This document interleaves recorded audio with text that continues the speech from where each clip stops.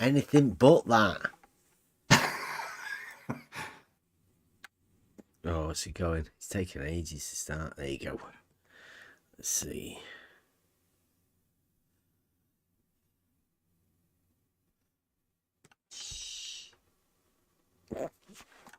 Okay, Buster.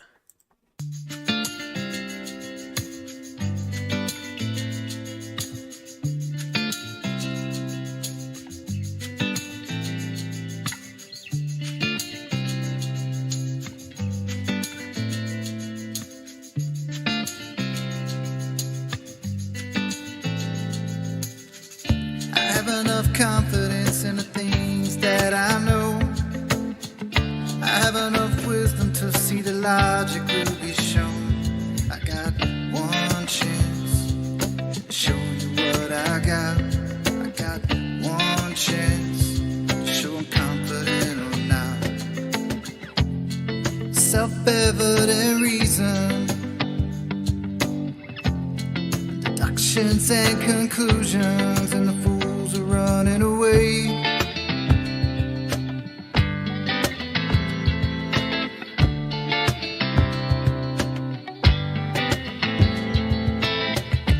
It's not what you say, it's only what you can prove. You better watch your step, you better mind your P's and Q's. You got one chance, show me what you got. You got one chance, show you confident or not.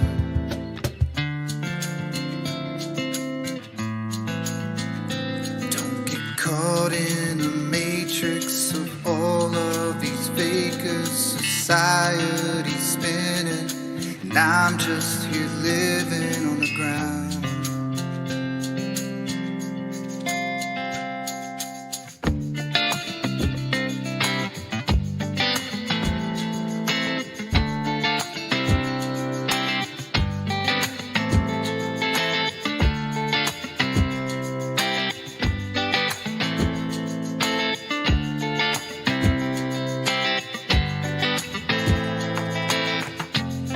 Self-evident reason, deductions and conclusions, logically thinking, and the fools are running away.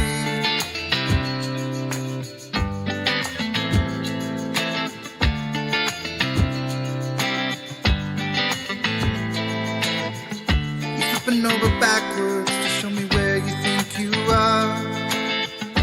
Your model dictates that you never see too far.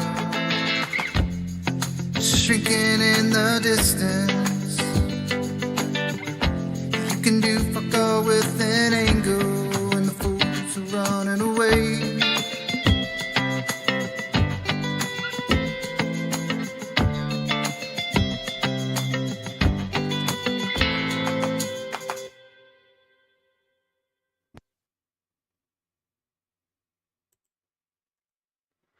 And we are live. Welcome everyone. It is Free for All Fridays. Who have we got in? Welcome. So everybody knows what's going on Fridays.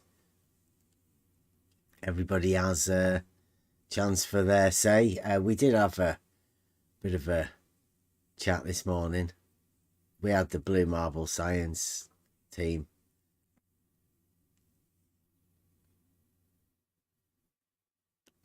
Come in this morning. Emma, do you want to apologise? Seem to have got the wrong impression, I think. Came in a little bit hot. Oh, sorry. Did you want me to do that right now? Yeah, well, I may as well get it over and done with out the way, right? First things, boom. Oh, okay. Yeah. Apparently, I got Blue's sexuality all completely mixed up, and we were having a bit of banter. I thought we had something in common. We don't. It's fine. It's not a problem. All sorted, and I will. Yeah. Yeah, and we like it. Literally, it like we said to Blue. It doesn't matter what your sexuality is. It matters Nothing at all. We're all about the conversation, the arguments. So, yeah, feel free. It doesn't matter. We don't care what your sexuality is, and we don't want people to be offended by it anyway. Is that what EC or EVC has to do with, or whatever that is? No. ECV is yeah, existential cognitive veiling. Oh God, yeah, I should have got that. Yeah. So yeah, we don't need to talk about that.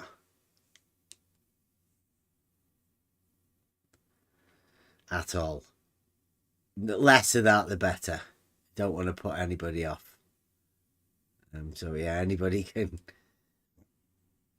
come in and have a conversation about anything. Like we did have another good conversation with Blue this morning. Got a few things sorted. There was no need for that. And yeah, we got a couple of good conversations. I think Blue Marble also recorded it, so he might be doing a stream later on, like he did last time with Essie. Recorded this morning's conversation you're talking about? Yeah, I think so. Yeah, yeah, it was great. I thought it was really good. We got all sorts of stuff. Yeah, it was about 2 and a bit hours. Wow. Yeah. Oh, I felt honoured. Like I kept saying it, you know. It's Thanksgiving weekend, and Blue is giving us his time again. And was everybody respectful and reasonable throughout? Oh yeah. Good.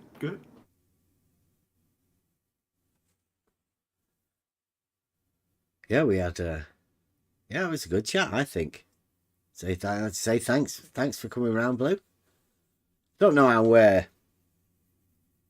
how much sleep time he's had. He might have had a bit of a nap. He did say he has daytime naps.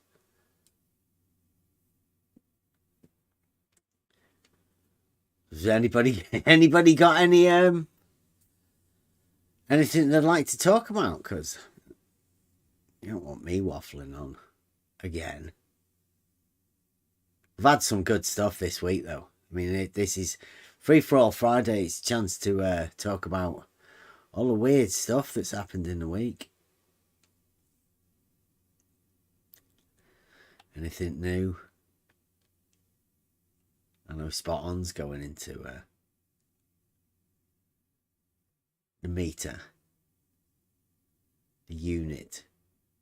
Why a meter? That was a good one.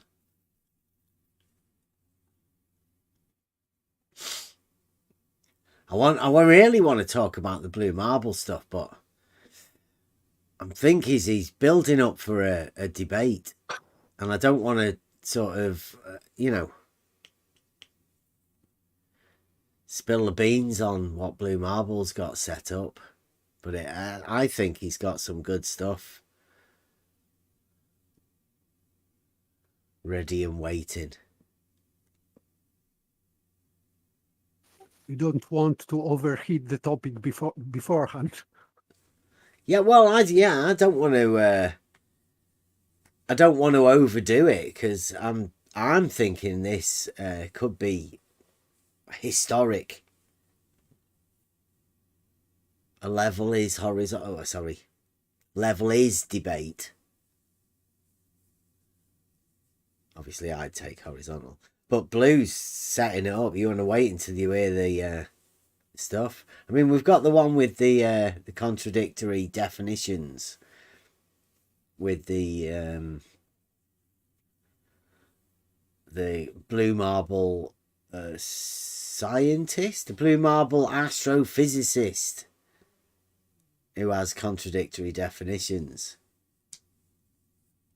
There's that one as well. There's quite some good conversations that we've had that I don't really want to don't want to be giving them away yet.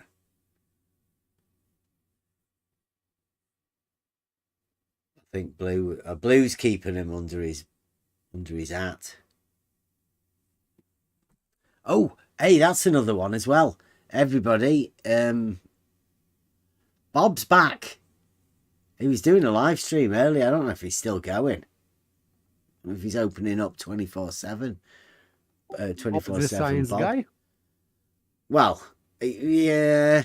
I don't know whether he's still going by that name or whether he's going by a different name. Research Flat Moon. He might be now. I think that old name might be a bit old. You know, I'm going for a rebranding. But yeah, he's back. He's back and live streaming. He was doing like a funding for his dome. He's after a dome for his Dome, so he's flat earther now. for his telescope. No, for protective cover for when he sat down at the bottom end of his garden looking at the lights in the sky. It's a flat mooner. After he's researching his flat moon with his thing in the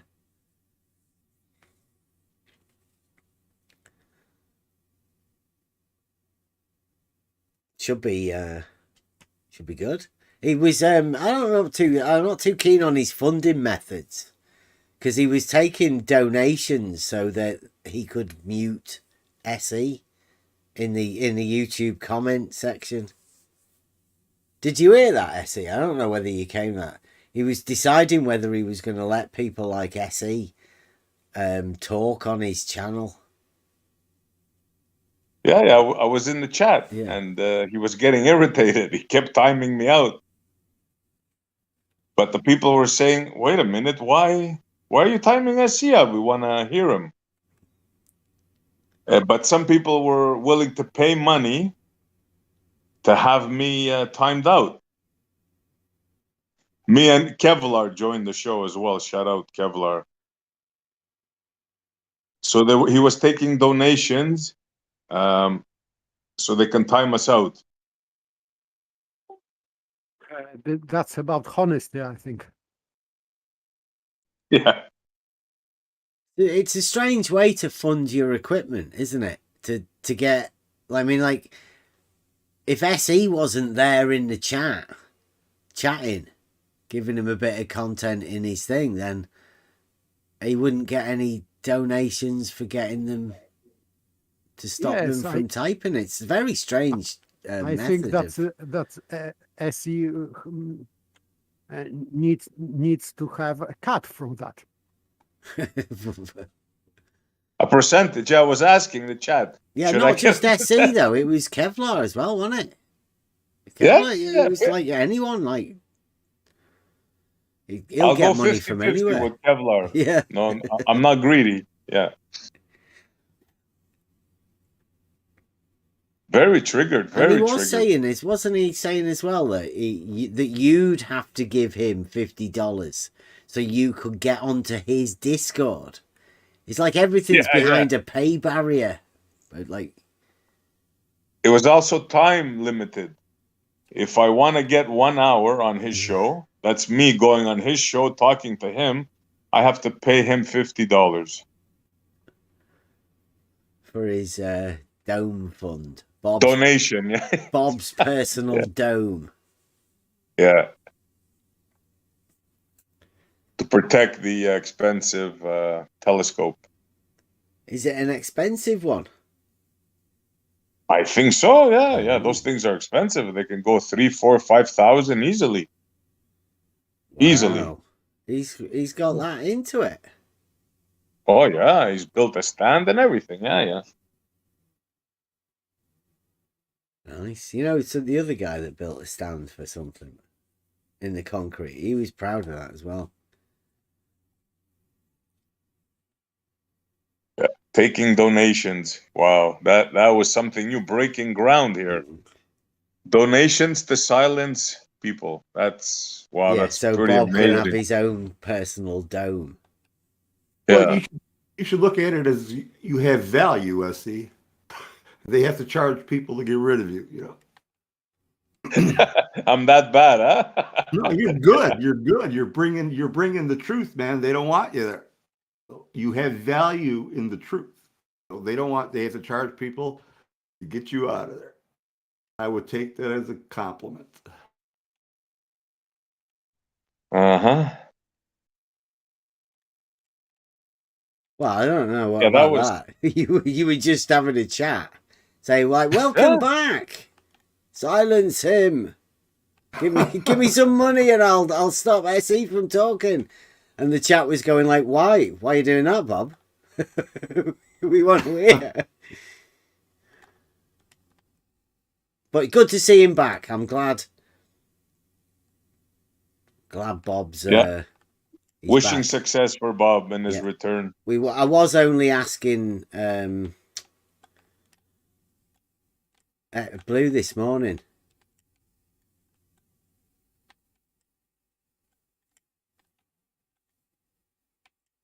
About how to stop. I asked Blue why he didn't go to Bob's show today. Maybe I used the wrong choice of words and he got triggered. But I thought it was funny. Why? But he says he didn't know about it, so fair enough.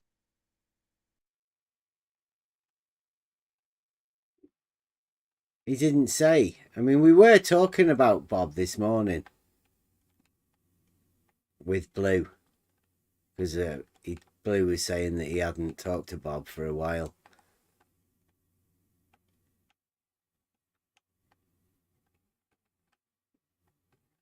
So good to see him back. I think I heard him talking about his proofs that he's got.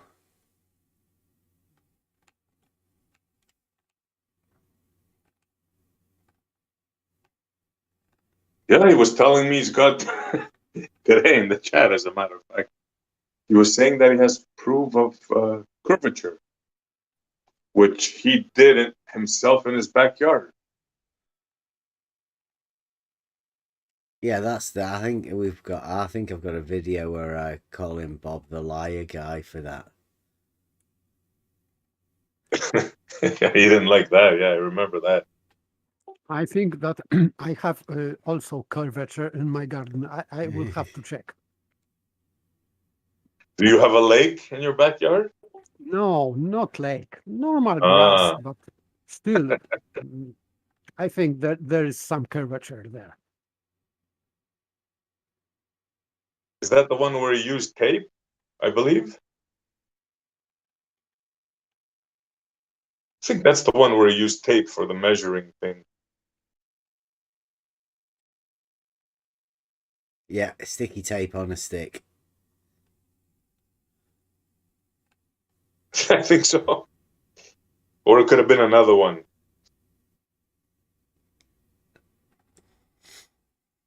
But it was definitely Bob. Yeah, good to see him back anyway. Like we were saying, we were talking to Blue about him, and I hadn't seen him for a bit. We were talking really because it's Thanksgiving, and it was Thanksgiving, and last year Thanksgiving we had the turkey bob thing.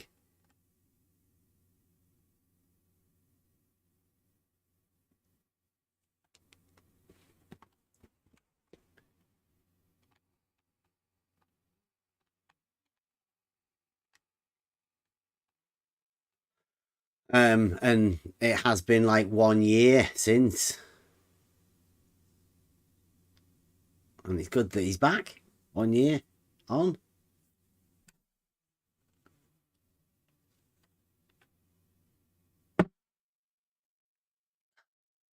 Well, Bob says he couldn't be bothered about this kind of conversation and couldn't be bothered about me in the beginning of the show, but I think they spent the whole show talking about, that which he said he wasn't going to talk about. Is he still live or? I don't think so. That was a while ago. But I left. I don't know. Maybe he said he wanted the conversation on Discord to go on. So Good. Discord's back. Have you guys ever seriously given thought to what kind of structure it must be supporting whatever this place is? All the water that's on it that keeps flowing back and forth. How stable must that structure be to support this place? Whatever it is. I mean, had you ever really just thought about that, what it must be? I mean, I really can't even imagine that far, but whatever it is, it's got to be strong and stable. absolutely, yeah. And it ain't nice, I'll tell you that. No, you just think about the size of the ocean slushing back and forth and the amount of pressure that's putting on whatever's supporting it. It's got to be incredibly strong, whatever it is, man, whatever it is.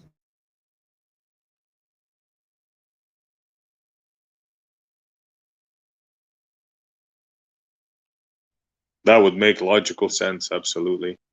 As to what that is, Yeah. your guess is as good as mine. Exactly. We're going into God territory now. Yep. But I'd like to see it because it's got to be amazing. Who wouldn't? Who wouldn't here? If Thanos came down and told you, look, one of these rings is going to bring you up and show you what we're on, Who would say no here? Nobody, right? But that ain't going to happen, so. Thanos? I don't know. I might say no to Thanos.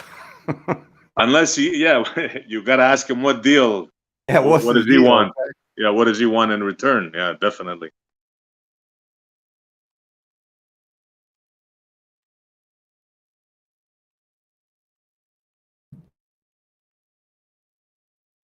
Well, it's pretty interesting the way that movie ended with him killing off half the population. Yeah. To keep the thing going in his mind, half the population would have to die. Yeah. We're talking about computers. Oh, films. Movie, yeah. God help us. It's one of the Avenger movies.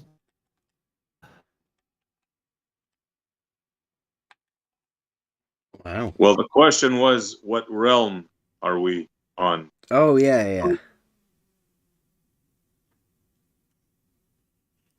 Do you have any thoughts, John? Pardon me? Do you have any thoughts? On what this place is?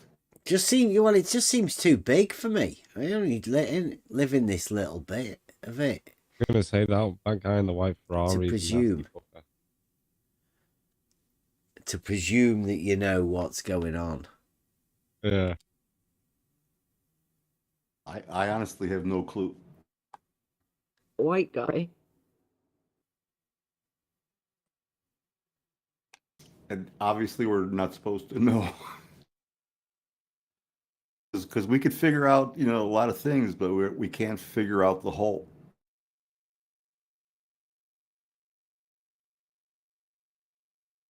Yeah. And isn't it funny how there's those who tell you they know exactly what it is? Yeah.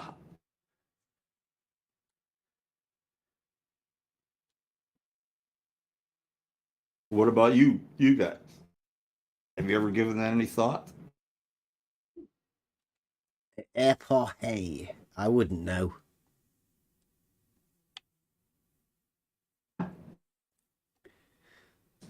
I wouldn't ever dream to presume anything. I only know this little bit.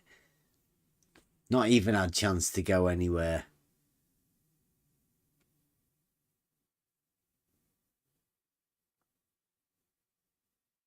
And would you agree that all our journeys are individual? That we really, the communication we have with the words aren't enough we would really need to be able to experience each other's emotions to really understand each other, and we can't do that. So I truly believe all our journeys are individual. We can interact with others, but we really can't communicate to the level we need to with others to understand each other. Gotta be quiet. That's what, you know, like in Avatar, where they were able to whatever attach those things to each other and really experience each other. That's what we would have to do to, because you know, nobody believes anybody anymore. Everybody thinks everybody's lying, and the only way you could understand if somebody's lying or not is to be able to experience them emotionally, and we are unable to do that. You know, we'd all have to be like Mr. Spock's. Unless you use logic, because the logic is common ground. And yeah, I agree with you there, Paper. But still, motivation, you can't experience a person's motivation. You can only experience. Yes, that's right. Motivation and intention, yes. Yeah. It can be covered. So, for example, sophists are always covering their tracks. Making you unable or very difficult to discover and reveal their true intentions. So, yes, that's right.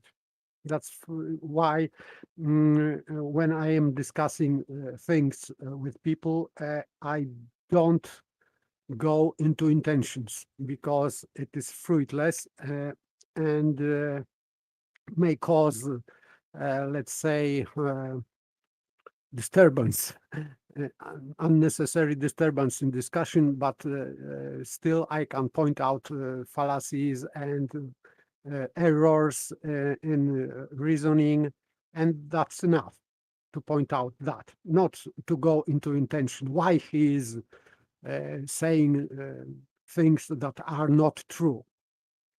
That just pointing out what is not true, what cannot be true, and that's it. So I will give them credit to be mistaken and not intentionally dishonest. That's all. You're talking about people like McToon and Fight the Flat Earth? Yes, not only them, but generally, yes.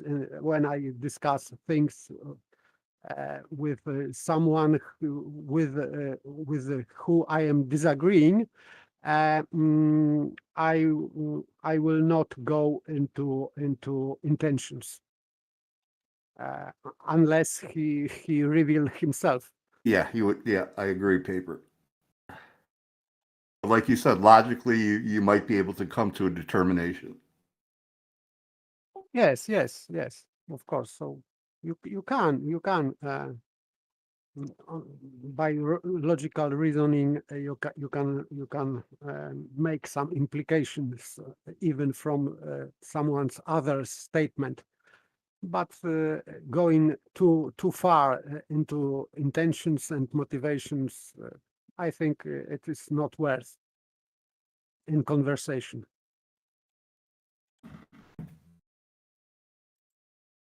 Good point.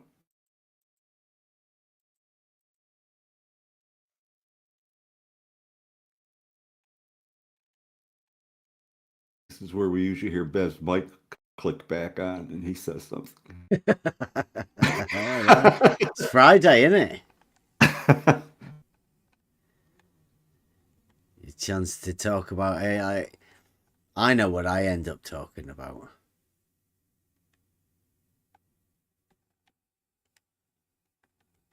And we did have a really good conversation this morning with Blue Marble. Well, if you want to expand on it, go ahead. You know, nothing holding you back. Well, it's one of those full rounded conversations that we end up having. It started off with Blue Marble getting upset that well, he just came in upset about his sexuality being misrepresented. So we got that sorted out. And then it developed into conversation about. Well, I think we talked a little bit about George and George's RBD face. We went over the equipotential angle of adjustment. We went over ECV. Obviously, we agreed not to talk about it. On Free for All Friday, yeah. you given a restriction? Yeah. Well, no, I mean with blue, I mean it's obvious that it's there, right? But it can be a mutually agreed upon thing that Sure. you don't bring up any of these matters, right? As long as you point it out that it is ECV and you understand, and you shouldn't really talk about it, then that's But you know, was there something particular? Well, you don't want to talk about it, so let's not talk about it. I'll ask you some other time, off air.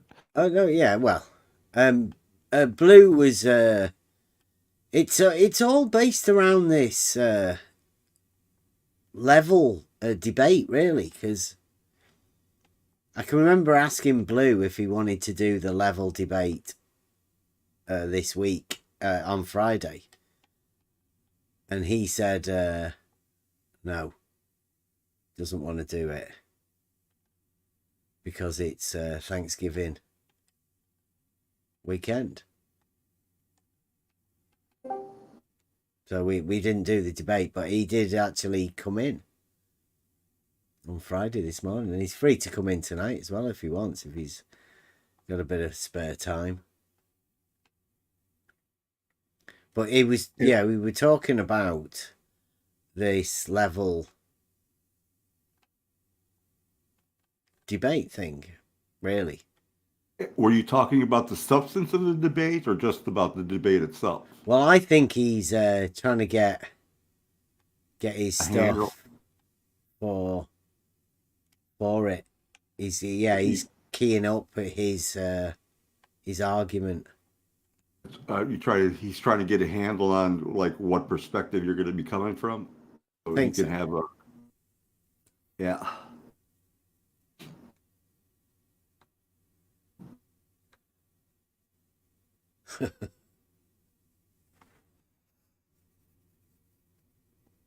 Yeah. So yeah, we had that, and then we went over obviously RBD face. That had to come up.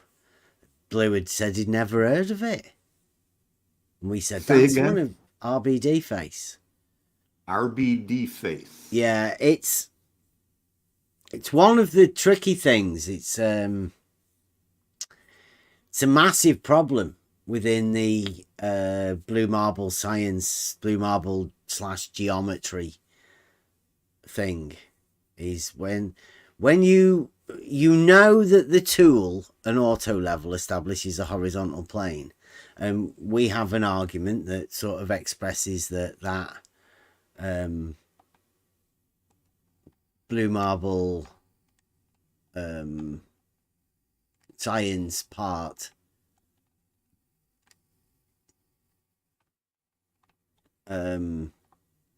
it gets hard to talk about ECV, right? You're not allowed to talk about it, but RBD face is the attempt for blue marble scientists to attempt geometry. This Does is RBD abbreviation stand for from something, because I don't get it. What is RBD abbreviation? It's George's. He did a presentation on it. It's like a 5-hour presentation of how on blue marble. I don't know who asked him to come in here. Mobius was saying that it might have been blue marble that asked him to come over and present it, but I was of the opinion it was Rumpus that pushed George into it. It's the attempt to make,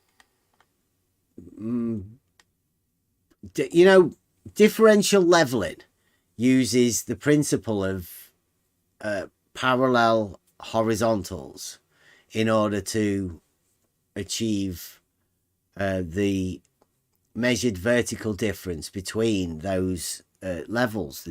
You are measuring the difference between the levels to establish elevation changes. Well, I mean, that's normal, right? When you're thinking of the horizontals being parallel and the vertical changes, well, that's easy. But when you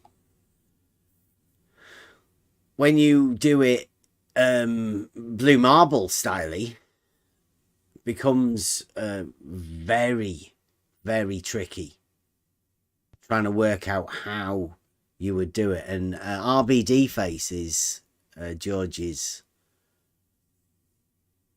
efforts to explain differential leveling. So basically, the idea is that, you know, the one that George was particularly tackling, he was tackling double rodding, right? So the principles of surveying, leveling, is you have the auto level and the measuring rods, right, and the tripod. So you set the auto level up on the tripod. You make sure it's at horizontal and it's within calibration. And then you have a tool on a tripod that's measuring, that sets out a horizontal plane. Then you take a back sight, which is the measurement of that horizontal plane above a known datum, right? Whatever measurement that would be. Let's say 1 meter to keep it easy. Right, then you turn the auto level and you look at your foresight. You can then use the principles of the first measurement to tell the reference height of your second place. Are you with me so far? Yes. Okay. Now, what you do is within double rodding is you put 2 measurements within the foresight. So you've took your back sight and you've established the level of the plane, and then you take 2 from 2 different measurements, say one at half distance and the other one at the full distance, right? Let's say we're going 100 meters and measuring, but you also measure at 50.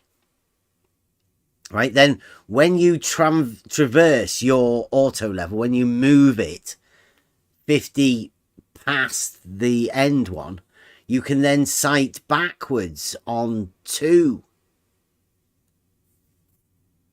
levels, right, to establish that there are no errors, right? Because you would notice within your measurement of the 2 on your back sight from your new location, you would it would become more obvious than just having if you're at your new site and you're going back, and your new site, the ground level is different, and you don't get I'm a little confused on that. And you're looking back, you're not going to get the same measurement at the ground level you're standing on currently as is at a different level.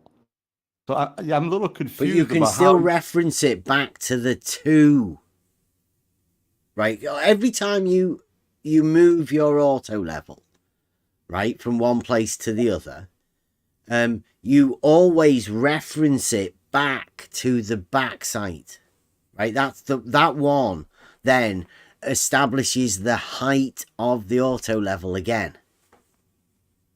Are you with us on that? Okay, so say you're higher or lower on the back sight from where the back sight is, that elevation is established. So now say you're whatever 4 or 5 inches higher now. Yeah. Above that you got that measurement now. But you should be 4 or 5 inches above on both of your readings when you look back on the back sight, right? Because you've got 2 rods to reference to. And there should be the same difference between those 2 rods on the back sight as there were when you reference them on the foresight. And you'll be able to view both those rods on the back sights? Yeah. Yeah, that's the idea of double rodding. You put two rods Hey, in between. Bev, Yeah. I'm sorry for Yeah, asking so what many about- questions. I've never done this. no. So. What about this? So if you explain it like banging a peg in, and that's the height, Bev, sometimes that might be a bit easier to. So if Well, you bang a peg in at 50, you bang one at 100, you got one at the first point where the level is, so that's 3 points.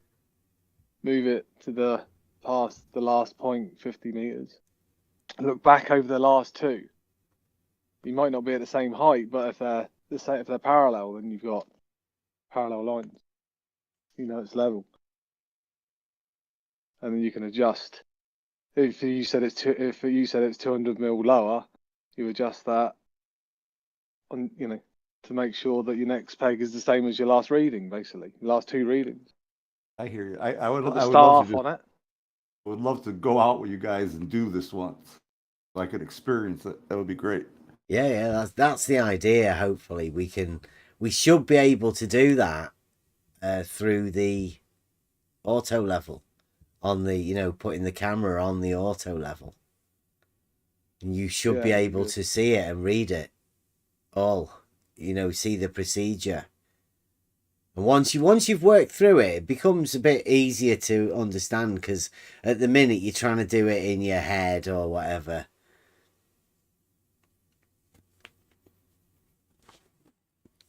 Yes, but I understand. You are understand. just You're going with a going shared back. straight line segment in the center always, right? Yes. I got the idea. Yeah. So you are checking both readings backward. Yeah, and forward on the two rods rather than just one. It's like a double check, if you will, and you can tell. Well, that was what George was attempting to do, double rodding.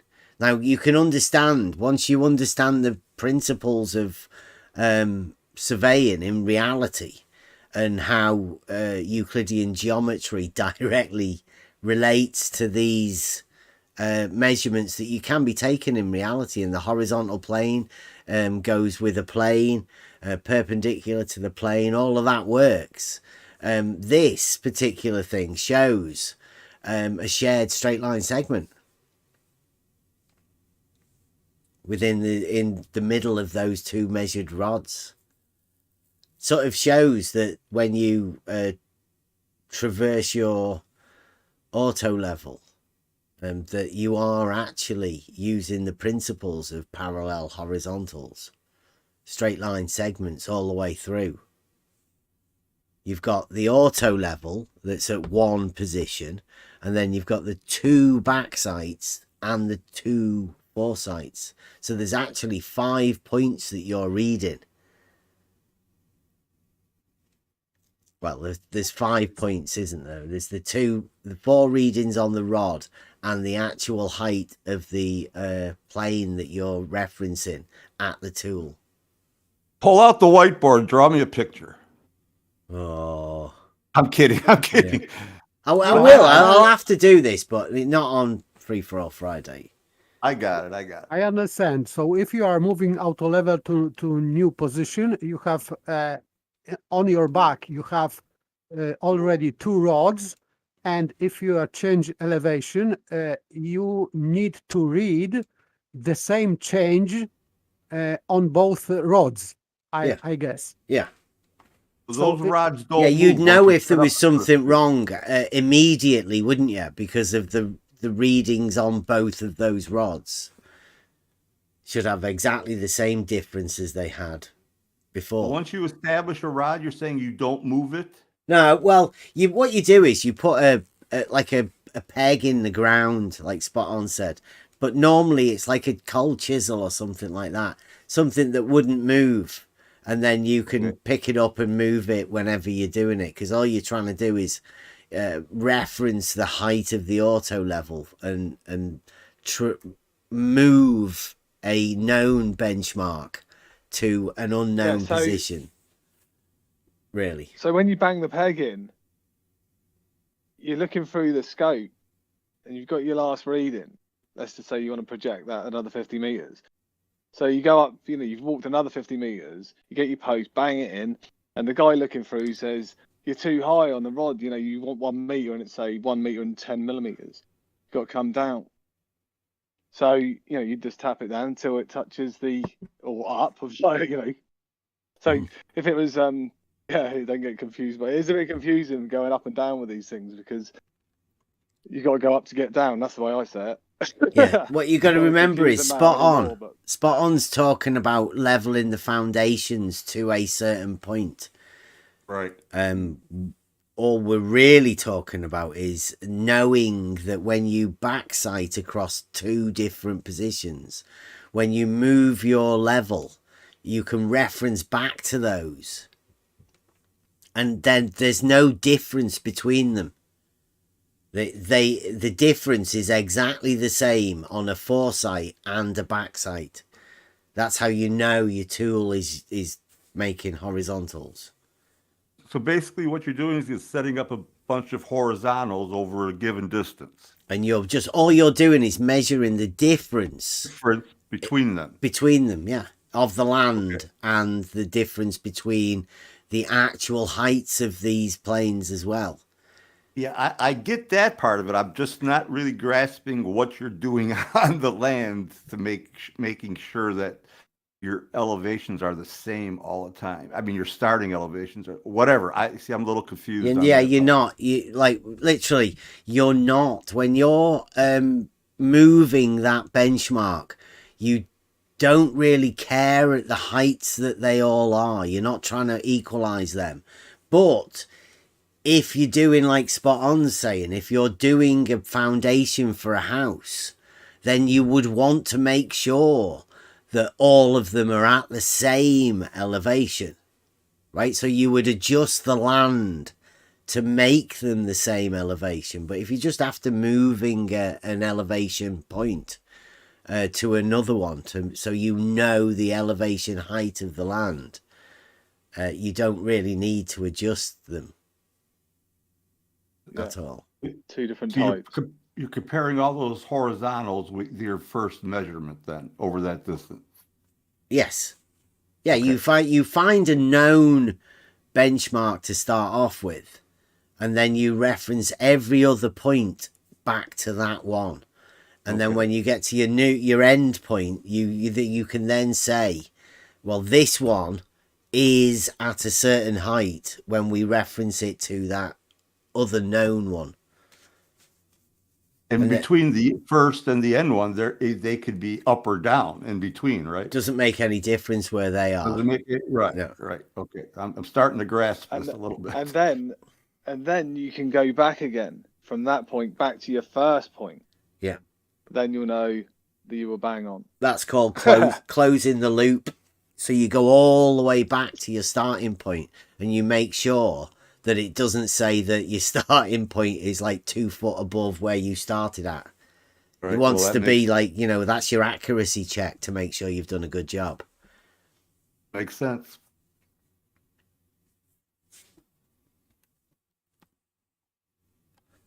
So yeah, we went over that. Blue's got that to come because he's going to have to dip his toe into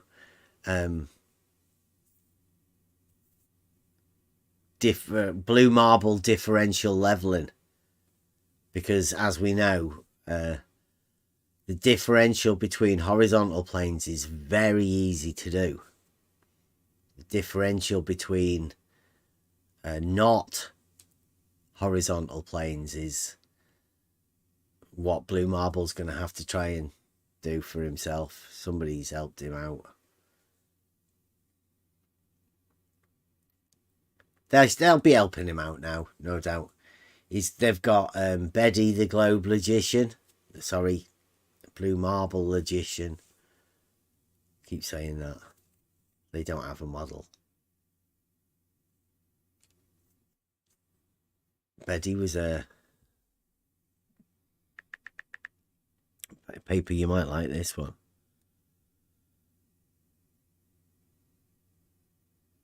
Something new from Baby. Yeah. He's having a go at Is that Sean back? Hey. Yes. Hey, well Kodak, done, yes. Sean.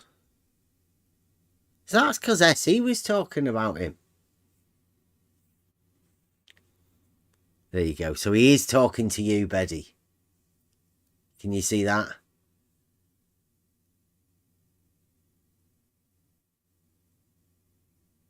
He's trying logical obfuscation, semantical logical obfuscation, with the new words and terms and all of that he's injected in to have his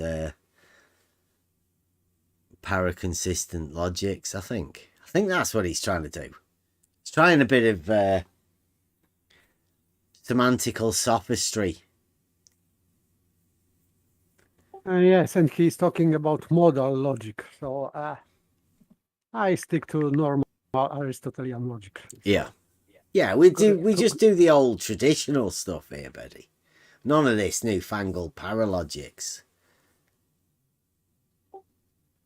Consistent, if he's talking about consistency between statements, it means that they have to be really consistent. So if no contradictions and no oppositions.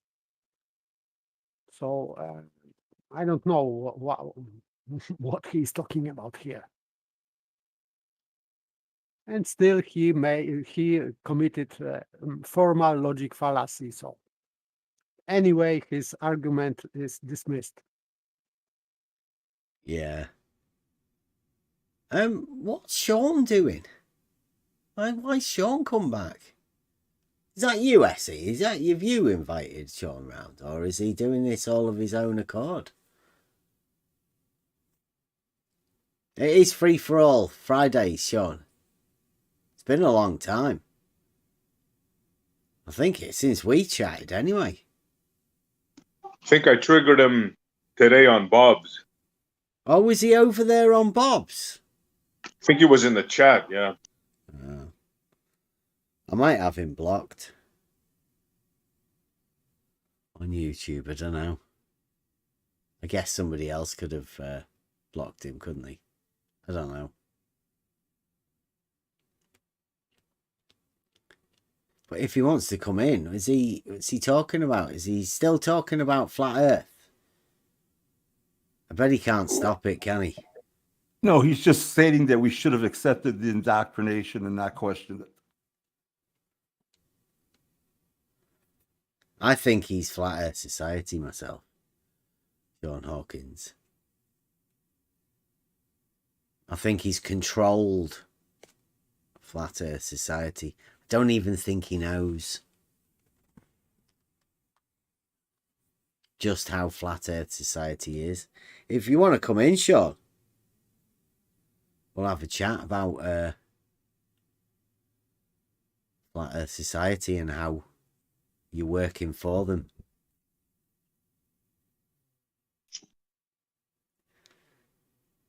Is he listening in? I already invited him. He's too chicken. Yeah. Yeah, I mean, he doesn't have to come in and present his Polaris challenge.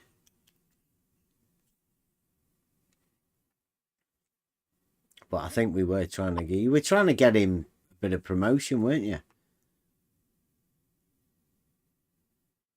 We all were promoting his challenge. Yeah, I made a little bit of fun. I added a mountain bike. I think that got him upset. Is he saying we have no proof? Or is he talking to these flat earthers again? Anyone who claims that education is indoctrination proves that they have never stepped foot in the classroom. Oh my goodness gracious. Wow. Oh my God. Yeah, that makes total sense, Sean. Does it? Doesn't it? What about this one? Have you ever heard of Feynman? He said that. Education and intelligence are two different things. That's No Feynman. But I mean, That's one of their heroes. if it's a choice between Feynman and Hawkins, then I don't know. It's a bit of a. That's Sean Hawkins, that is. Yeah, but it really doesn't matter that he said it either. It's true.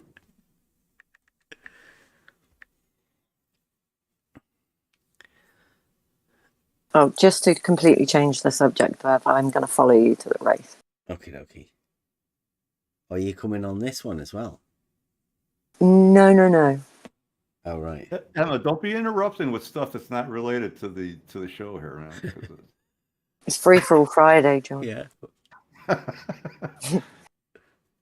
I can get away with it tonight. Okay. Any other night, I'd be told off. He doesn't discuss stuff with liars. Wow, Sean, that's good of you. How do you That's do? You his have latest a do you have a check?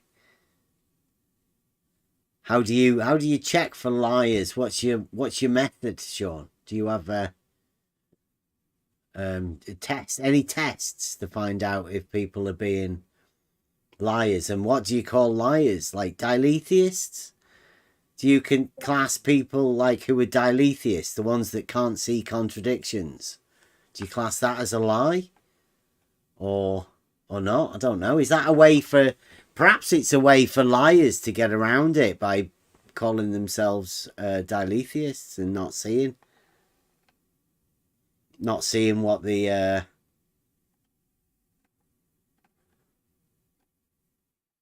not seeing where the contradictions are. Is that a lie? Saying that you can't see contradictions.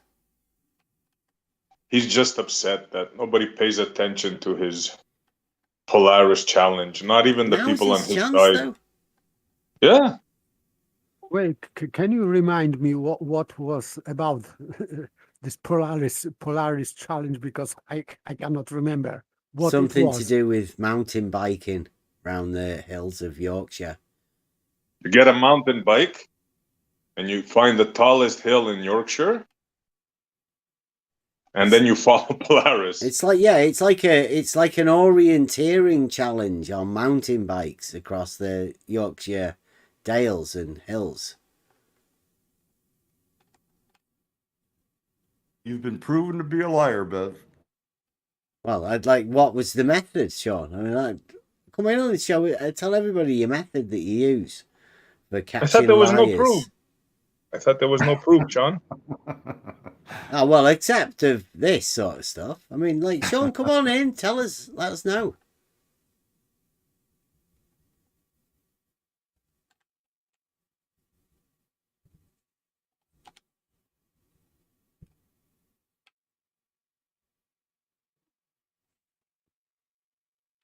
Can it be an electrical mountain bike, or does it have to be a pedal one? I don't know whether they allow electric on. You'll have to ask Sean. Let's see if we can get him in. It means you have to go in straight line to Polaris, wherever you are.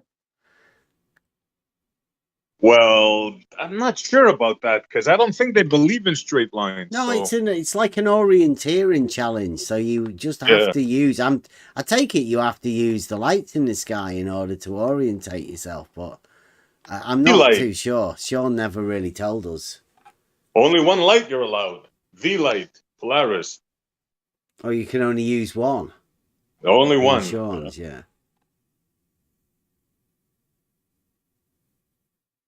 And what's the purpose of this challenge? Well, I don't know. It's just like a thing for people to do, I think. Like sport challenge. Like you're following, I don't know, like you're following a bear in the woods or something, you know? So scouting challenge. Yeah, but at the end of this challenge, it ends up being this globe somehow, some way. I don't know. Let's see if Sean wants to come in and let us know. It's no good telling us we're dishonest, Sean. Come in and let us know. If we've got something wrong, the best way, it's free for all Friday. Come in and correct us. I still didn't get it because it means that the finish of this challenge is when I reach North Pole or what? No, it's in. What you do is just Google Polaris Challenge, and you'll see it's a mountain biking thing in Yorkshire. Okay, so I will check. Yeah, like Sean's never come in and explained it to us. That's why we keep asking him, what's it all about? If he'd come in and explain it to us, then we'd know. But I mean, that's the best we can find. Like they all say, Google it. Just Google it. So we did. That's what it is. But no matter what, you'd have to start directly under Polaris. I don't know. So I think the ones I don't know where they start on the Polaris Well, Challenge. I mean, how can you take any measurement without having a starting point? No, it's the Polaris Challenge is just an orienteering thing. They don't really measure anything. They're on mountain I thought they were bikes. measuring angles, over certain distances. On the Polaris Challenge. And like I don't know. I don't know. I'm just guessing. I have no idea what the challenge is. Map, compass, lights in the sky. But I mean, I think Sean's maybe using sexing. He might be getting a bit advanced. Do they have mountains in Yorkshire? In Yorkshire, yeah. All right, it sounds like a pleasant experience. The Pennines. Whoa. Big ridge of hills that goes right down the middle of the UK. I mean, Yorkshire's a bit up north. Of northerners. So, yeah. He says he's Stop being so triggered, Sean. You think we remembered, even if you said it a few months ago last year? Come in and said, everybody, here's a chance. Say your proposal or type it out at least.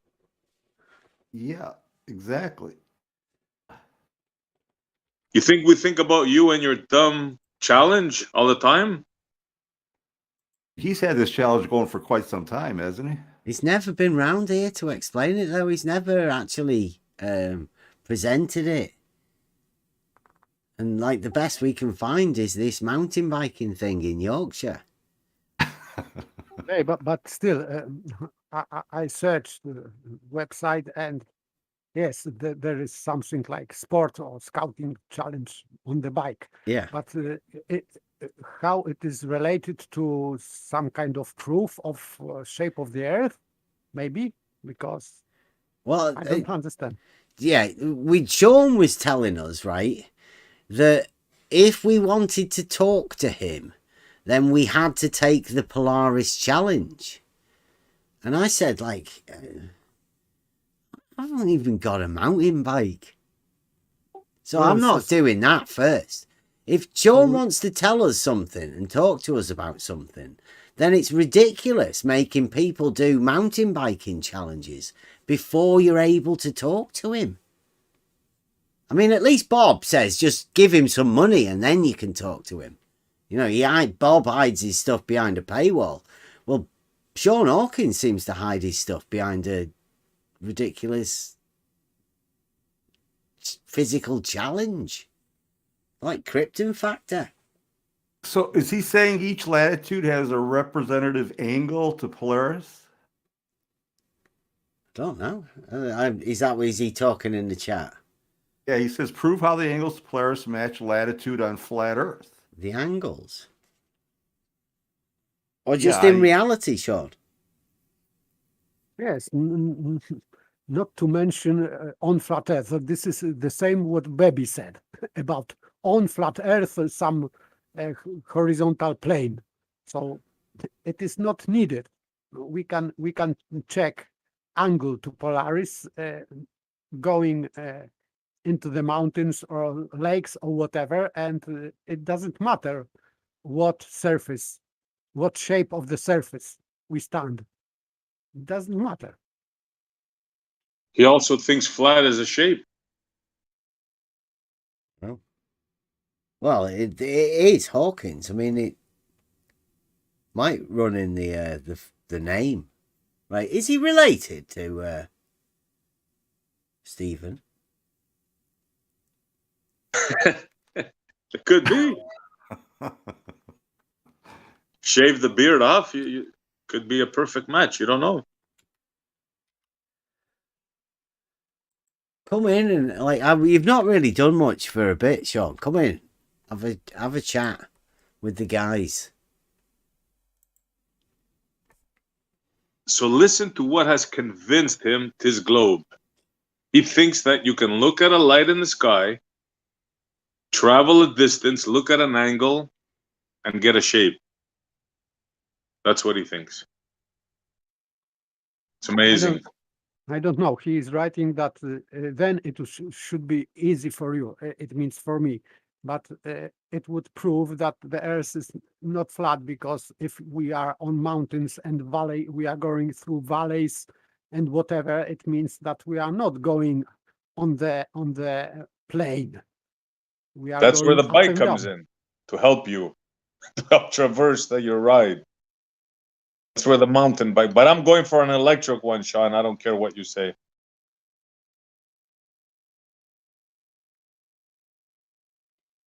If I have to traverse hills and mountains, I'm getting an electric one. So he's particularly going with the angle. Yeah, angle of Wow. latitude. Yeah, the Yeah. angle. Wow. Well, I've been talking to Betty, and it turns out that latitude and longitude are not the two-dimensional coordinates. It's not part of the two-dimensional coordinate system. But that's only Betty that says that, so... Hey, Sean, how do you figure the Polynesians navigated? I'll let you think on that one.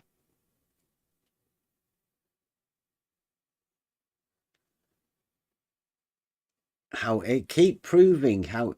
Sean, we will be forever ignorant until you come and tell us about it. If you don't let us know, we're left wondering what it is you're going on about. Come in and tell us firsthand. Then we know. Then we shall be less ignorant of Sean Hawkins and his Polaris challenge. Or is it that you want us to do the Polaris challenge first? Then you can talk to us. But we are ignorant of it, so we can't know what it is until you tell us. Yeah, we know your model, Bull. We want you to tell us exactly what your step 1, step 2, mountain bike this distance, look up, do this, do that. Give us point by point, play by play. And what's the idea of us doing a challenge before we can talk to you about anything? What's the idea of that? It doesn't make any sense, Sean. We can be ignorant of the challenge so that we can't talk to you. I mean, we just have to discussions, conversations.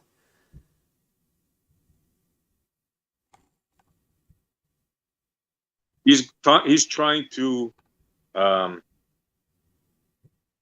put together, let's say, navigation and Polaris with a globe. And I'm simply telling him that was done way before anybody had an idea of what surface they were on. Like the Polynesians, they used the stars to navigate, Sean. You think that they thought the Earth was a globe, Sean? Think before you call people ignorant. Do some research. Research the Polynesians. They had no don't know metal. what the challenge is, Sean. Say, it's a mountain bike challenge. Why would we want to do that? When we Google Polaris challenge, that's what comes up. Did anybody see any other Polaris challenges? No, When they only this Google one. it, yeah. Bike challenge in New Yorkshire. Yeah. Yeah, in the U.S., the Polaris is a company that makes four-wheelers, quad bikes, side by sides. They have like a Polaris challenge.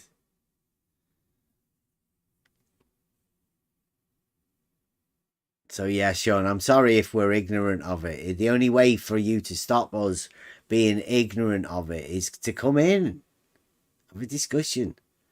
Come on, we're nice people here. Nobody's gonna, I don't know.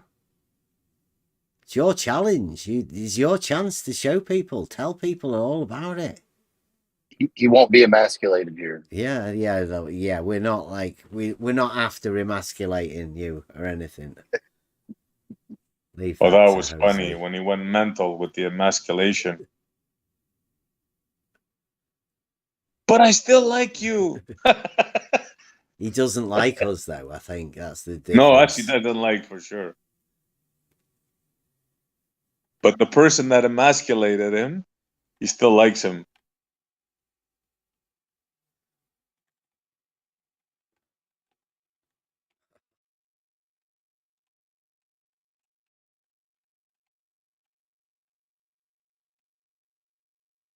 Oh.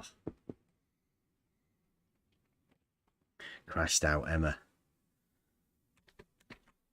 Well, can we use a four-wheeler then? If it's not a...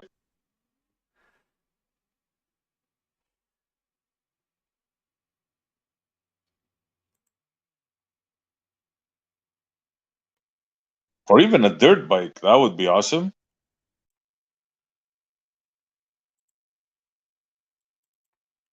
I hope that he's not talking about this 1 degree per 69 miles or whatever, because it is very well known thing. This is perspective drop, very well known, so it is not a challenge at all. So I don't know what he's talking about, really. I think that's exactly what he's talking about, but we won't know until he gives us the details. Okay, but why on the bike? I can go on car or whatever, or on plane or helicopter or whatever. So why on bike?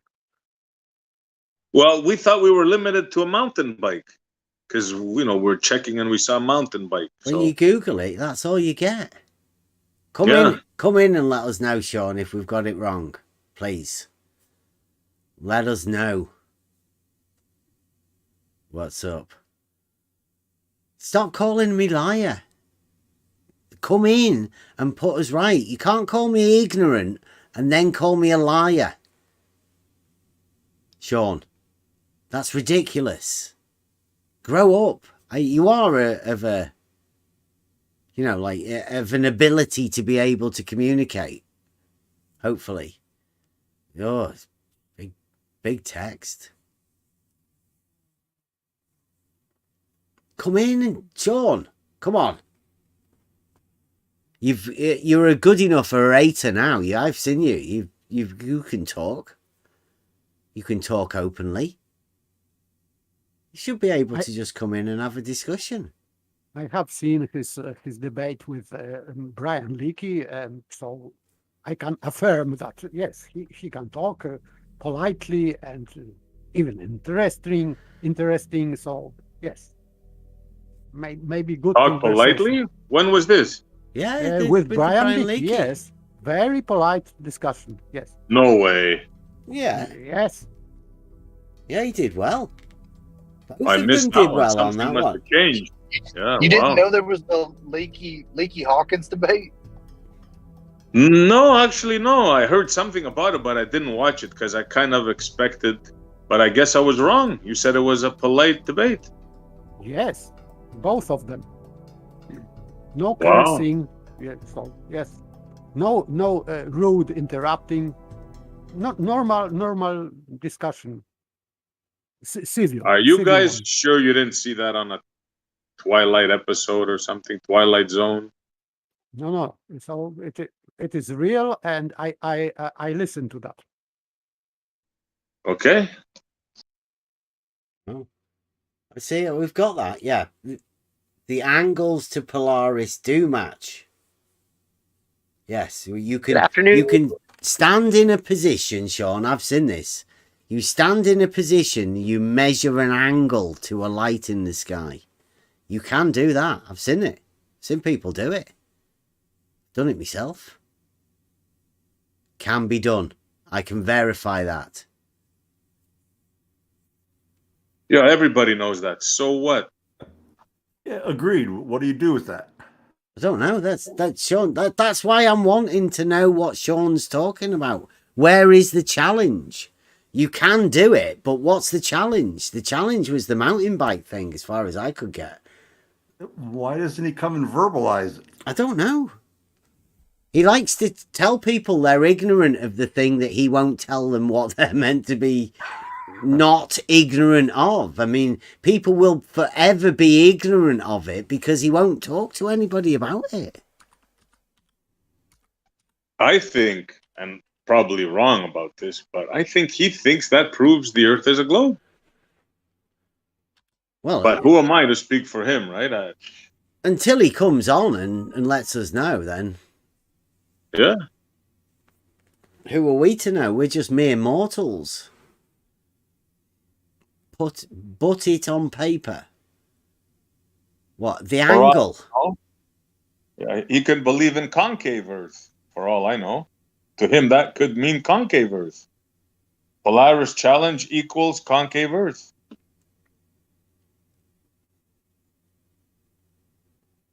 I don't know what you're talking about, Sean.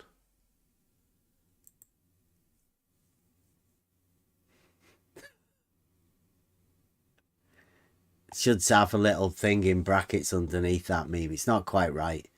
Should say, but I still like him.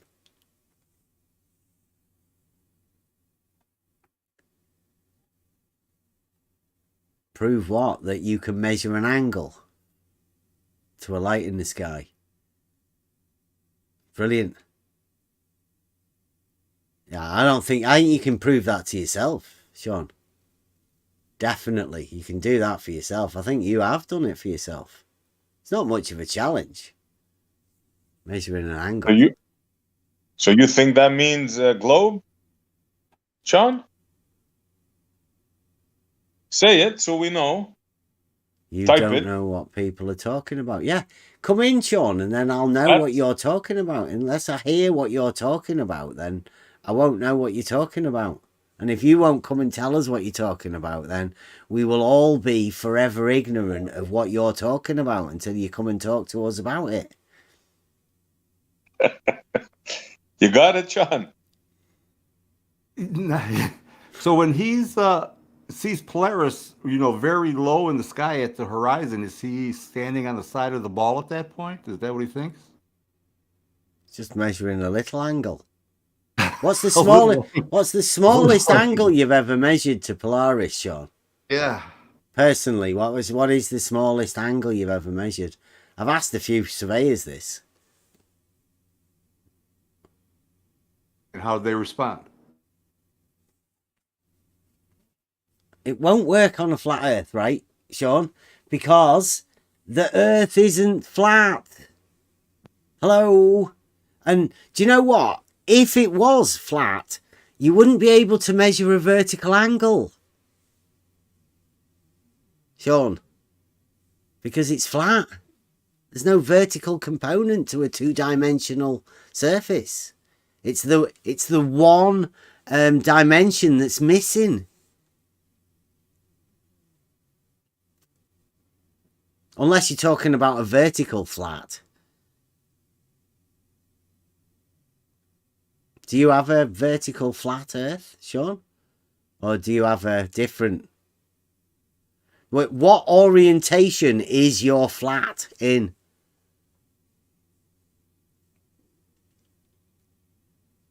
Definitely not. He's called me an idiot for saying it's not flat. I think Sean might be Flat Earth Society, Yeah, yes. He might be a working Flat Earth Society agent.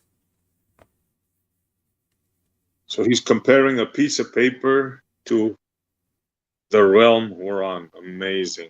Just amazing. Can I say something?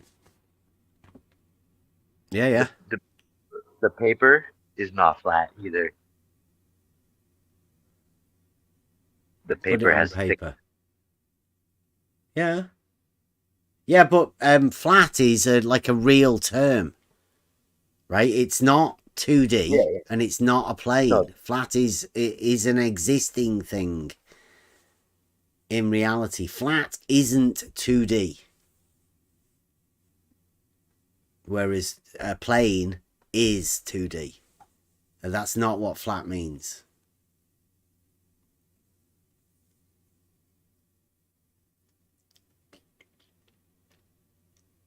But there is no there's only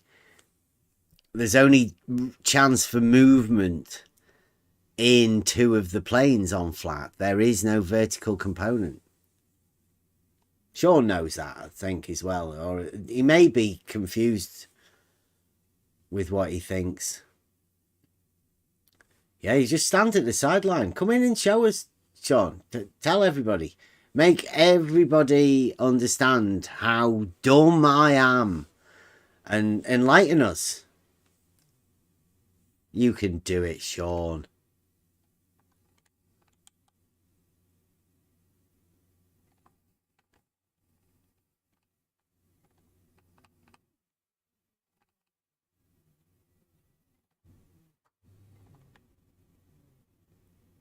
I'm back in, Emma.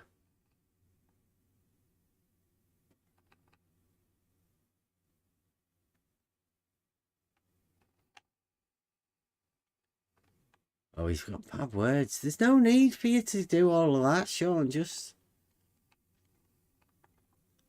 come in. Have a conversation.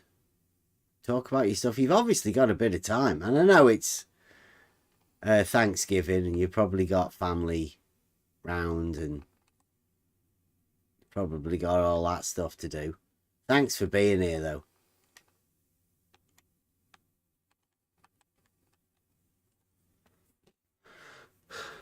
Thanks for coming. Happy Friday. Yeah, happy day after Thanksgiving. Thanks for coming, Sean. Oh, I'm Frank as well. Boy, this is very triggering for them. Look at that, yeah.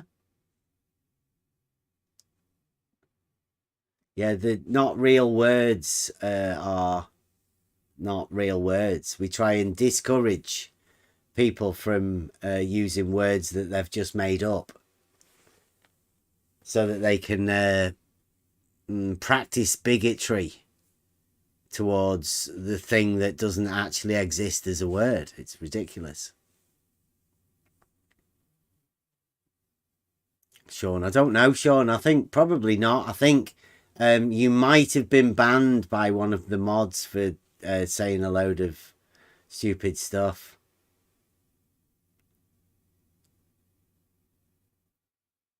But I mean, Is he on about the YouTube? Yeah, he's on about commenting in the YouTube. But this, when you're commenting in here, Sean, it's going on everyone can see it on the YouTube, so you can comment. Everybody can see what you're writing on the YouTube, Sean. Like, what's the difference? The guy that won't come in and talk is calling you a coward. Yeah. It was for this sort of stuff that he does. He gets banned on the YouTube for just spouting loads of stuff like that, and never coming in to explain it. What is it we're coward about? Come on, Sean. He's another one of those bigoted people that are against people who think the Earth is flat. That's what he spends his time just going around saying these kinds of things to people who think the Earth is flat. I find that quite disgusting. I mean, it's bully tactics, and even though we're not FE, I'll stick up for flat Earth. But it's not flat against bullies. Yeah, I give it. Anybody can say whatever they want, right? There's no need for people to go round. People like Sean saying that certain people can't say certain things. That's it's not right. I don't understand how he formed such an opinion of you. It's not. I don't think he's talking about me specifically, other than he's calling me a coward.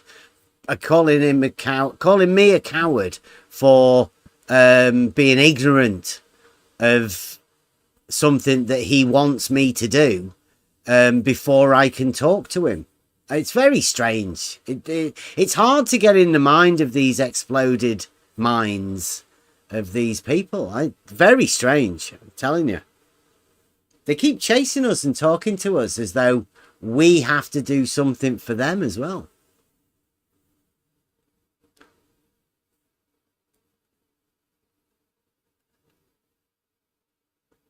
Why would you want to come in and talk to a lying, cowardly simpleton? I haven't got a clue, Sean. Why are you in the Discord chat? I was going to say it's probably the same reason you were rambling about FE in the text chat and just... Yeah. Honestly, I think drinking? he's possibly on drugs or drink. Drinking yeah. or on drugs. Well, it is Thanksgiving, right? Have you got the family round there, Sean?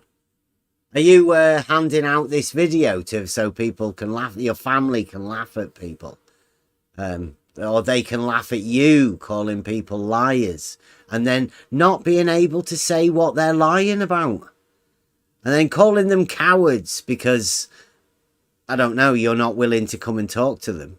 Seems like you're the bit, but I don't want to say that. Thanks for coming anyway, Sean. Yeah, Maybe it's called projection. Bev, it's called projection. Yeah. Or maybe this is his day after.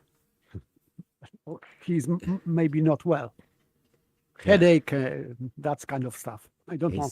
Sean's mocking and laughing at how dishonest I am. Dishonest about what, Sean? Come in and let us know. I think he really needs to take a step back and reassess his opinions here. Dishonesty about... Let us know, Sean. Let us know, so we're not ignorant of what the dishonesty is. But spell it out for us, right? Don't be vague about what you're saying. There you go again. What coward, Sean? Sean, how do I release this cowardly behaviour that I'm doing? Come in and talk to us. I wouldn't even respond because that is the sign of someone who's just... You've answered. He's just going round in circles. I think you should just leave him to go around in circles. He's not hearing anything. He's just in attack mode. Well, I wouldn't even say it's attack. I think you're going a bit mad. I worry for these people, right? And I think a lot of this it comes around because George, bless his soul, has started the RBD phase. Like, once you come to the realization that Logos just is, then it's a bit hard to deny Euclidean geometry. And I think this is the result of a troubled mind. Somebody who's trying to sort out something that can't really be sorted out. Their mind goes into this sort of state. They just go on a loop, feedback loop. It just goes round and round in circles.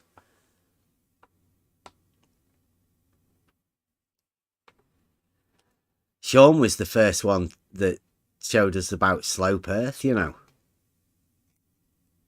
You know, of this thing where I have people that I like to thank for showing me.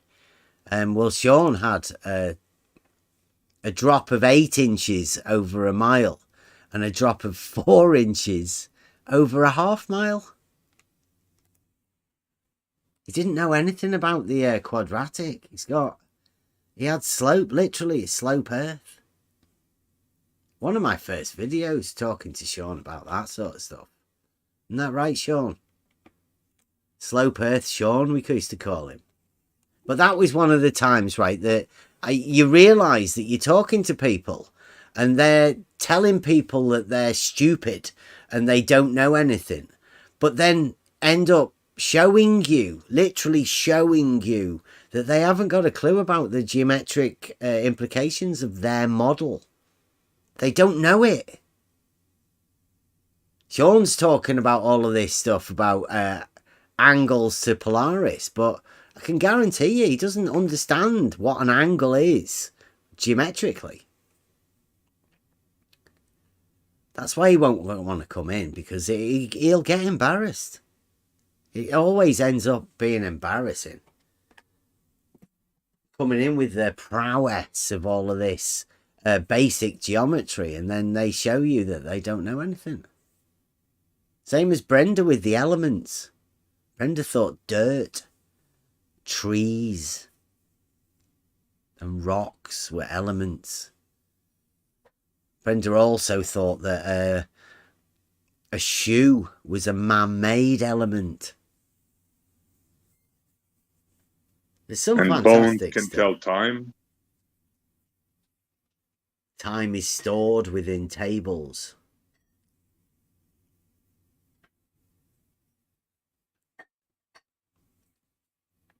Thank you, guys, for showing us the ridiculousness, so we can come to the realization that what you say is absolutely fucking ridiculous. Thanks for that. And thanks, Sean. I mean, who let Sean back out? Strange, isn't it? Bob comes back out, and then Sean as well, as though they've both been reactivated on the same day. It's like Thanksgiving, guys, right? You've had your day off. You've had your day. We paid for your turkeys. Yes, Aragaki Bob's back. Live streaming. I think he's having a vote as to who to let into his live stream, who he's going to give chance to. He said he's not going to talk to anyone about the globe. He's not going to do any of that. If he does let anybody in, they just have to come on his show and give them the proofs of the flat Earth, which we all know it isn't. So you can't have a proof of something that isn't. But that's what Bob requires for you to talk to him on his channel. I heard him say it today. I'd love to go and have a chat with Bob about the shorter than a straight line. Somebody else was saying about that. I wonder whether Bob is the good guy, isn't he? He's the guy that would be able to tell us that if longitude and latitude are perpendicular to each other. I wonder if Sean could do that.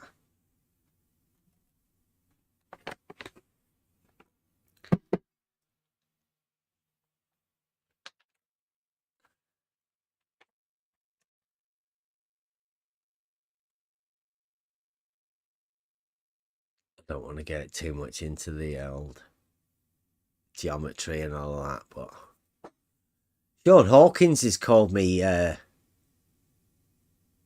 stupid. Can you imagine?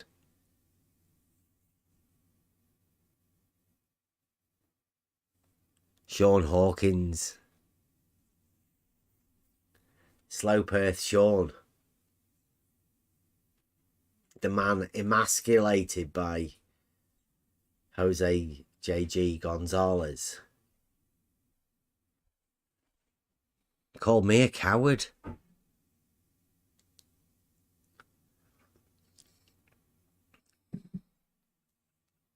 He's gone now. Though. That's where he got emasculated, no? Yeah. By Jose J.G.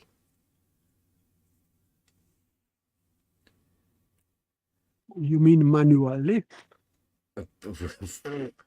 I don't know. He's never. It's one of the reasons he won't come and talk. I don't think there's certain conversations that people have to get engaged in. Let's just say he got spayed and neutered that day.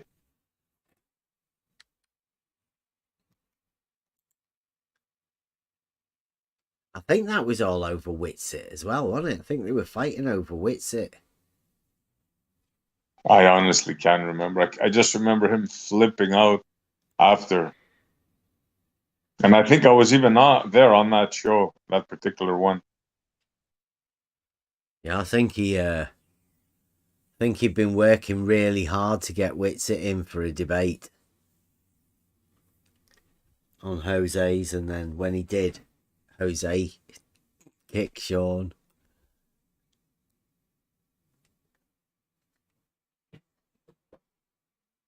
In some sort of emasculating way. Some sort of bad emasculating way, because he was mad. Mad enough to make a video about it.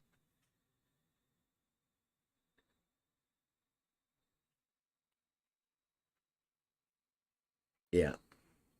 Yeah, I've got there was a couple of videos that I'm going to have to start making. The Blue Marble one and the Rob Parks and Blue Marble video. There's two that I will be working on next week. I think I'll get them out for, at least for you guys, for members. I'll hand them out to you people to listen to. It's been a while since we've had such good conversations. This morning's was a good one.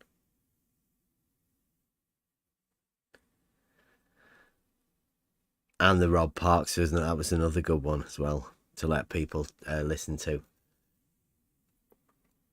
Different type of conversations that people have, and I think it's more of a an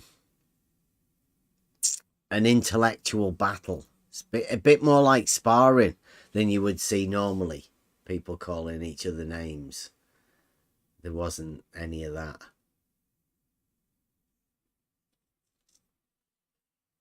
Although Blue, I think Blue imagined that Emma was saying something different. But I don't know. You'll have to wait and hear it. Oh, Saragaki's still here. Blue came in this morning. We had a conversation about level not being horizontal. So many things that go on during the day. I forget about them. They're just conversations with people that we have.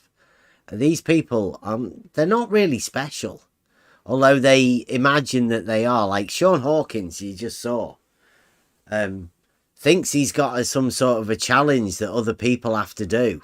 That he doesn't even need to tell them what it is. And when they don't do it, he just thinks he can call people cowards and ignorant when they don't even know what they're talking about. Sean Hawkins just sounds like a rambling madman. He's on drugs or something. But he'll call you a coward for not understanding what he's rambling on about. He's got far too much aggression as well. But I guess that's why they put those... that's why the Flat Earth Society put people like him within this arena. So that there are people for you to talk about, right? Some crazy crackhead that claims to be some sort of globe genius. But it's like one of the head Blue Marble scientists. Blue Marbles give him the badge on his white coat and everything. Honorary member of Blue Ops. So that's all you need to be a Blue Marble scientist. Just go around calling people cowards and ignorant of stuff that they haven't got a clue about. I mean, I'll admit to being ignorant about Sean Hawkins's Polaris challenge. I've only Googled it and found one in Yorkshire. And I can't imagine why Sean Hawkins wants me to do a Polaris challenge a mountain biking thing around the Yorkshire Hills in order to just be able to talk to him. He won't come and talk to us about what it actually is and what he's going on about.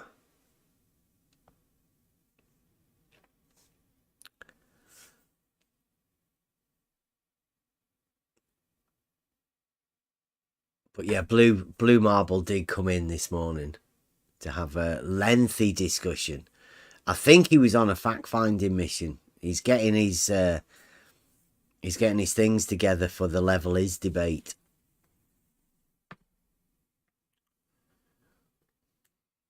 So we can show everyone how to have a proper debate. Oh yes, yeah. Blue Marble taped it as well.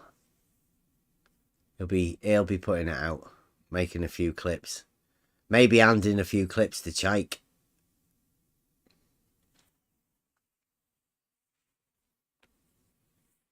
I'm not so sure if Chike should be his advisor after the fiasco with Seismomedish, the room shaking and all. Remember that, Blue? Chike will be coming back. He's on his sabbatical, right? Like Bob disappeared for a bit and now Bob's back. Like Sean G disappeared for a bit, Sean G's back. Like Soundly disappeared for a bit and oh no, he's gone again. And who else? Blue comes and goes. We remember George did the same. They go and leave for a bit and then they come back again. All of them do it, I think. So I think that's what Chikey is. They've given Chikey his bit of a cooling off time. Probably he's gone to go and learn a bit. He'll be back. Just go over to Twitter for a few months. Have a think about it. Go through the reprogramming. Whatever it is that they do.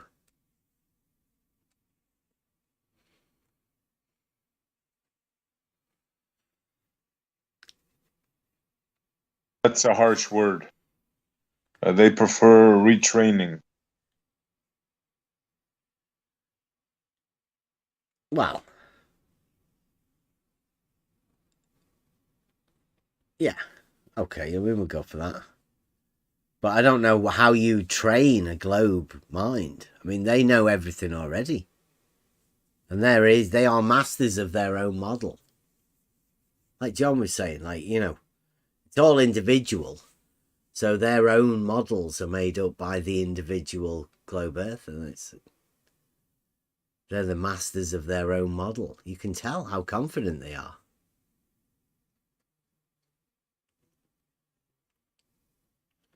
But Sean, if you ever feel like you want to release us from our ignorance, just know that you can come in.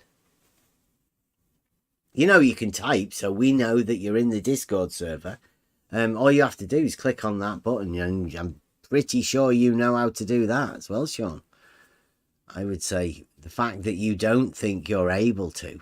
I mean, bring a few mates around. Don't worry about it. I'll tell everybody to enact Rule 1. You won't feel threatened when Rule 1's in effect. Everybody understands what Rule 1 is.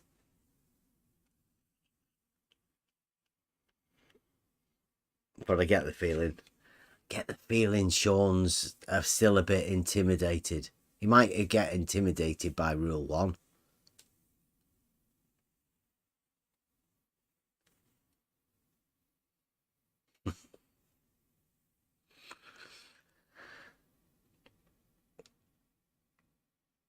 We're on the verge of something really big at the minute. I can feel it.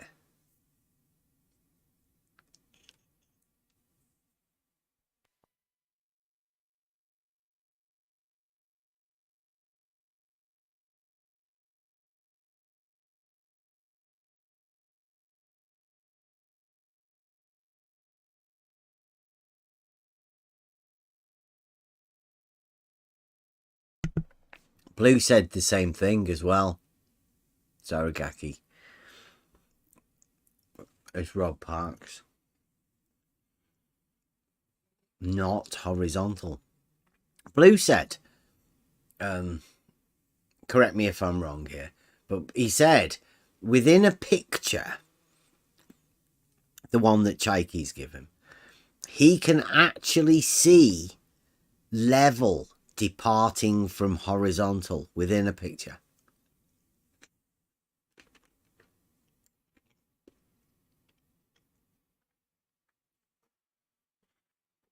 And he said that saying that level is horizontal is a lie. He wrote it in the chat. Mm-hmm.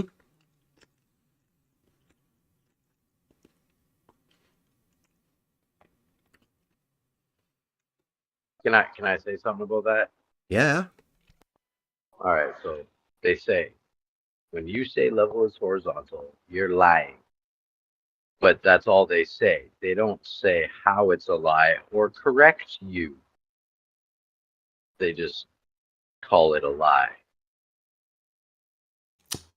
No, Better yet, they should show it as a lie. They but can't. It's Exactly. not. I know. they cannot say that, but implication is there, because if horizontal level is horizontal is a lie, it means that the opposite has to be true. It means that level is not horizontal should be true. So this is implication. Simple. It doesn't matter if they say that or not.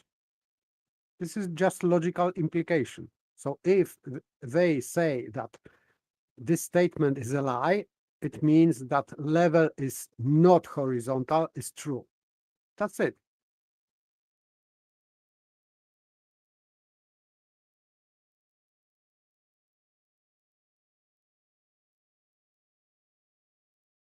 Yeah.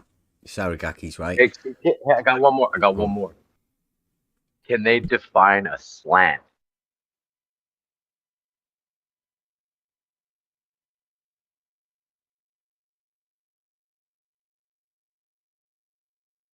I doubt it. Well, I don't know.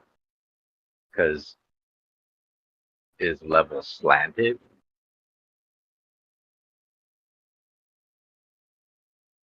I was going over the video.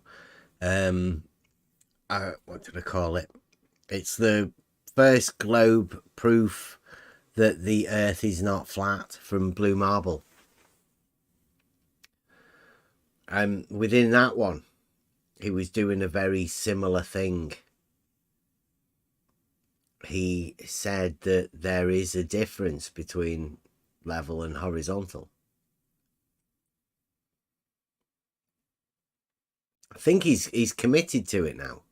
Jaiki's sold Blue with this picture that he imagines shows the separation of level from horizontal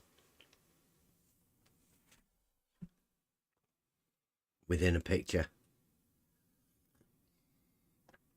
But then he deleted all of the pictures that he'd done. He'd even drawn a grid, but it wasn't a grid because there was no straight lines. In fact, no. Some of them were straight lines, but then the other ones were curved. He has like two different axes, I think. He made a graph specifically. It'll only be in the video because he deleted them. And when I'm going through these conversations, what I do is I get the screenshot and I put it in the live chat, but I don't actually save them because I'm talking to him at the same time. I can't really save the clips. I should really get a bit better with computers.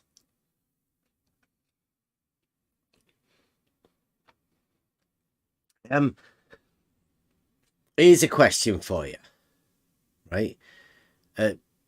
Saragaki's just put out dilithiists they are allowed to contradict each other, right? So in the framework of a dilithiism, Is it possible for a dilethiast to lie about anything? I know dilethiism is mainly about ridding yourself of contradictions, but within the ridding yourself of contradictions, do you also rid yourself of the possibility of you lying?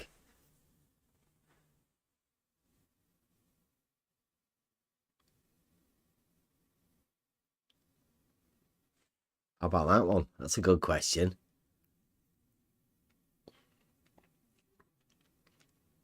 Is it possible for a dilethiast to lie if they can't see contradictions? Are you talking about intent?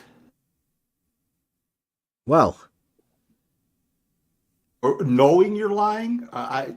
No, how can you lie if you're a dilethiast? Is it possible? That's a great question. No, it is. I think it is not possible, but it erases from reality, their reality, also truth. There is no truth, and therefore there is no lie.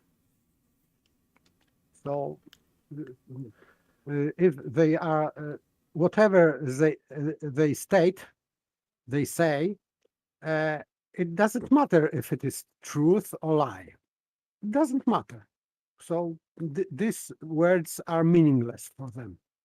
Yeah, this is one of the secrets, right? Once you spot a dilethiast, there is no need for you to talk to them anymore. Otherwise, you just end up with people like Sean Hawkins telling you you're a coward, but then not knowing why he's done that. They just use words. He can't be a liar either, because he doesn't know what he's saying. So to him, he thinks he's telling the truth, but like Paper said, diletheists do away with contradictions, so therefore they do away with truth and falsity. You can't tell the difference between them. But isn't a lie, whether it's intended or not? I mean, maybe from their point of view, I see what you're saying, but what they're saying would still be a falsity, right? Maybe not a lie. In your logical framework, right? Because you're the one that has truth and lies within your framework.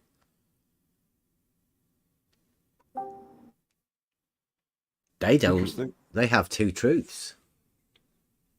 They only have truth and truth.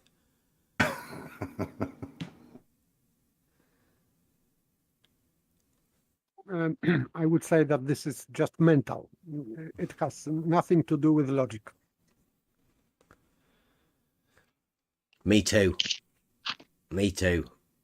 I'd say it's about as far removed from logic as that you could get. Oh God, yes. Good evening. Good evening. Good evening. Good evening. Yeah, Saragaki points out again, they're allowed the stolen concept fallacy like they're a special interest group with benefits. That's true, though. The stolen concept, it's right there, nearly at the heart of everything that they ever come up with. Stolen concept fallacies. But because they can't see contradictions, they can't see fallacies, they can't see things that contradict each other, and therefore obvious fallacies, these guys can't see it. They allow it for themselves. Fallacies. Fallacies everywhere. Unseen fallacies. Because they cannot see it.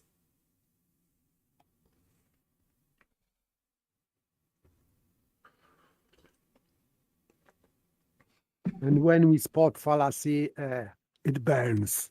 So they go away. Pains them.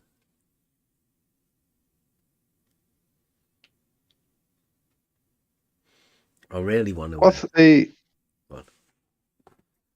What's a stolen concept fallacy? Almost forgotten about it. You've never heard of the stolen concept fallacy? Yeah, I have heard you? it. Yeah, definitely heard about it, but I just almost forgot about the meaning of it. So let me just Google it. Okay. So, okay, yeah, there you go. So was that sort of coined by Ayn Rand? I think. There you go. Yeah, So it's up to you. Yay! So, think so. yeah, it said the stolen concept fallacy, first identified by Ayn Rand, is the fallacy of using a concept while denying the validity of its generic roots, i.e., of an early concept on which it logically depends. It means that you are stealing conclusion from opponent.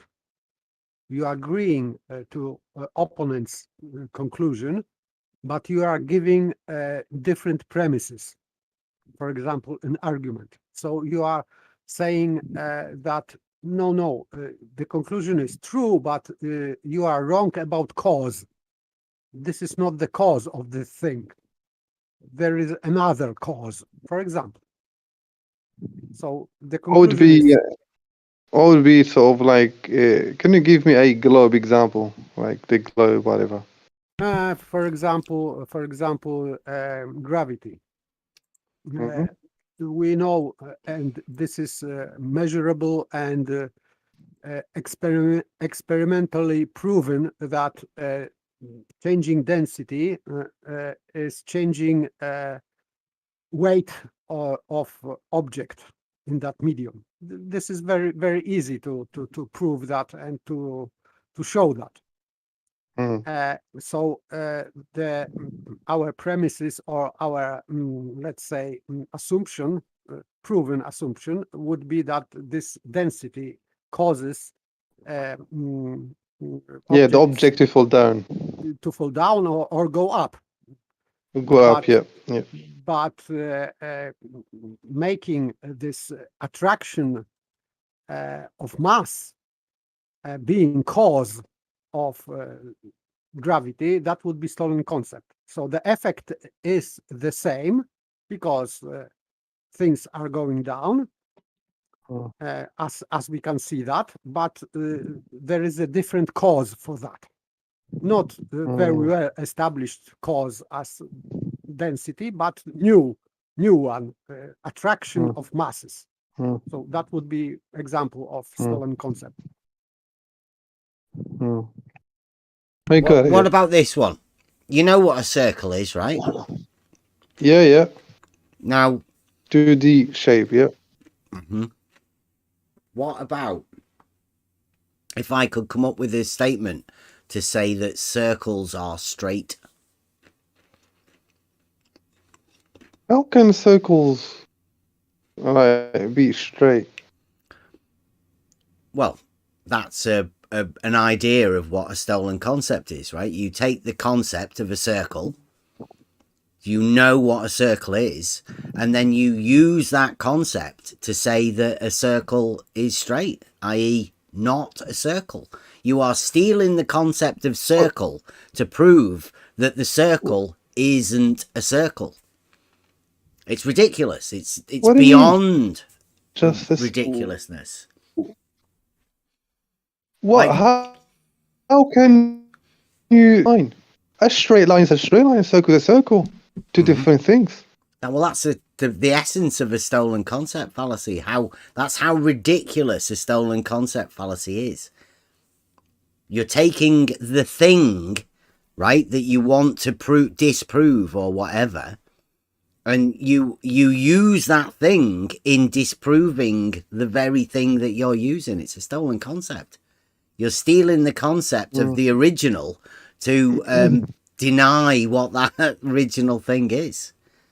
That's like extreme, right? Normally, you wouldn't ever attempt a stolen concept fallacy, right? But it's at the heart of all of their arguments, always.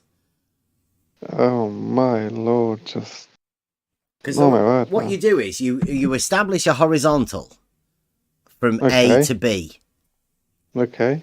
And then what you do with a little bit of globe logic, you then try and prove to everybody, or you just tell people that they're stupid because the horizontal at A is different than the horizontal at B. You are taking the horizontal that you're starting off with to prove that it's not horizontal. Ah, okay. You get I it? get what you're saying. Yeah. It's absolute. Oh yeah. Oh my god. Can you imagine trying to that's walk what into a discussion and use that as a part? stolen concept. Yeah. Yeah. Here's my yeah, argument, yeah. and you lay that out on the table, and people go, Oh, Are you serious? And they go, oh yes, absolutely, that's one of our best proofs, that is. Oh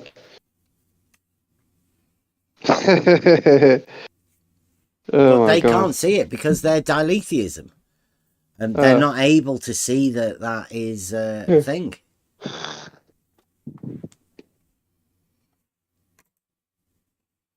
Mm. No, it's clear now, yeah. You have to work through these things that they're going. That's why they always try and be a little bit vague with what they're saying. Oh. Sophist. Yeah. Skeptical. Did you see debate between refracted curvature and Ruhif, maybe? When today? No. It was about this triangulation and sextant use, etc. So, because I am talking about that because this is also perfect example of stolen concept. Okay, can you explain it? Because he used normally it is involved normal trigonometry in that. So, but in the globe model, you have a curved adjacent. So one of the legs of the triangle is curved. So Ruhif just straightened up this curved line to that that it was so huge that it seemed that it was straight, and then he used in his very complicated calculations, and then he proved that this is how globe navigation works. So, generally speaking, I am not going into details, but generally it was that, yes. So he took a curved line, he straightened up this line and said that this is globe navigation. So this is, yes, stolen concept.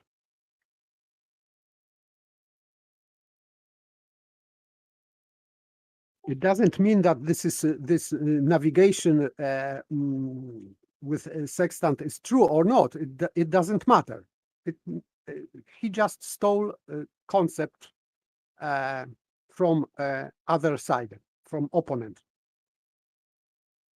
So yeah, it's also called a self-refuting claim. Yes, because he is for example, Ruhif, he just had to straight this to make this curved line straight in order to provide his calculations. So he extended this radius to ridiculous number, and then he let's say calculated. So de facto he disproved his method as a globe method, because if you need a straight line and not curved, it means that you are not operating on the globe anymore. So he refuted himself.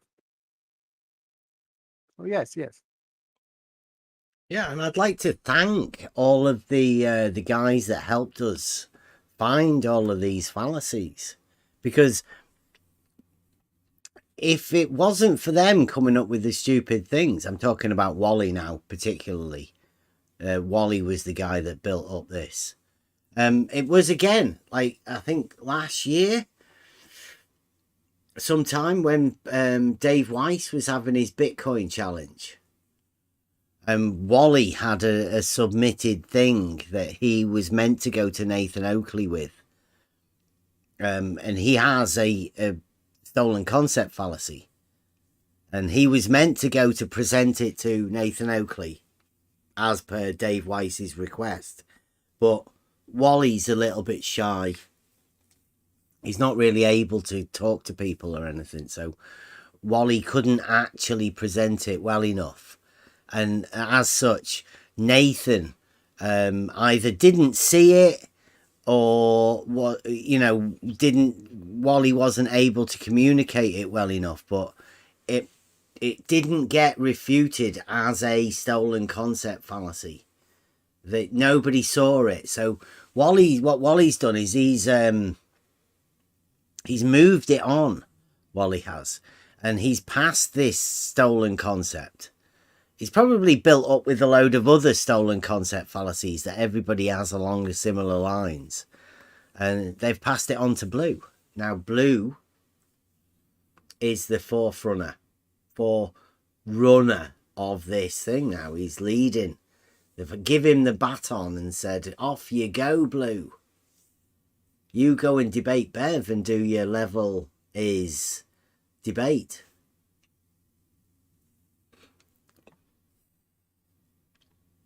Today.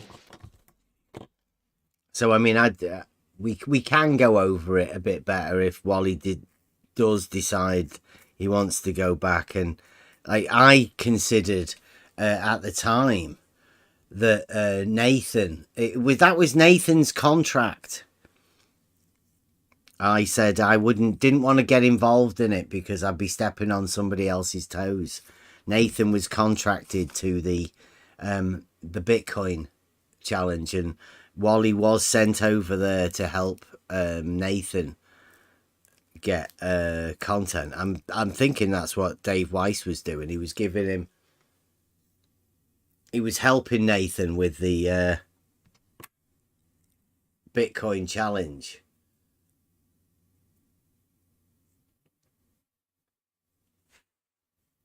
There were some people there. I remember I watched that. For example, Hoymar was there with his divergent star trails. Mm. And he brought that as a proof for a globe, which is not, of course. But still, yes, I remember that. Yeah, Wally got he paid somebody to measure an angle, and then Wolfie supposedly measured another angle. And that was his proof that horizontals aren't parallel.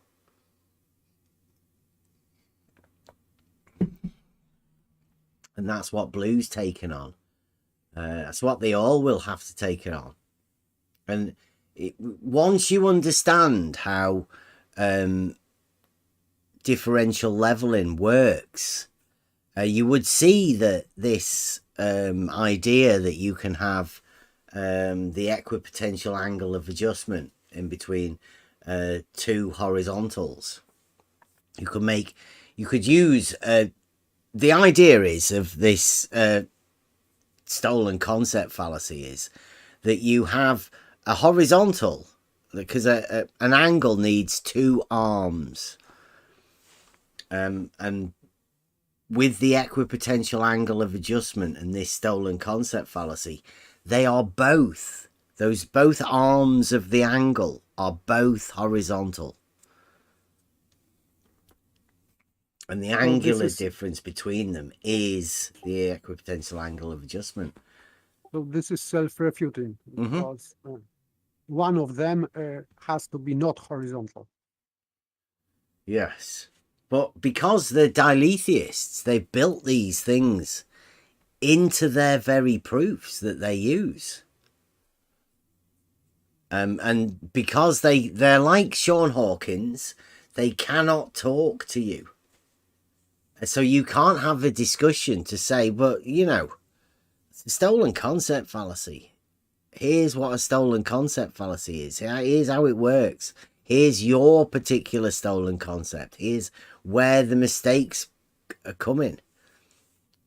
They can't do that. I don't think they're allowed to. Maybe Blue Marble Science, the like the manual, says that your dilethiism means that you can contradict yourself, but it also means you cannot be wrong. But I mean, on the flip side, you can't be right either. But hey, they'll take not being wrong.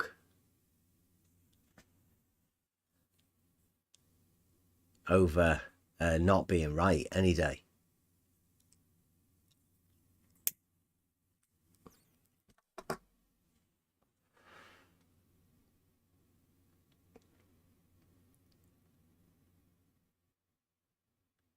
Yeah, we were talking about that, asking.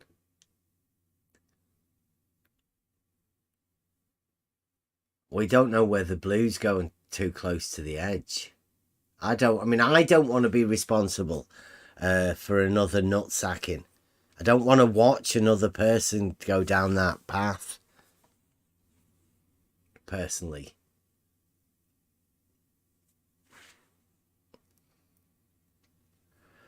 So we're going to have to be very careful, I think.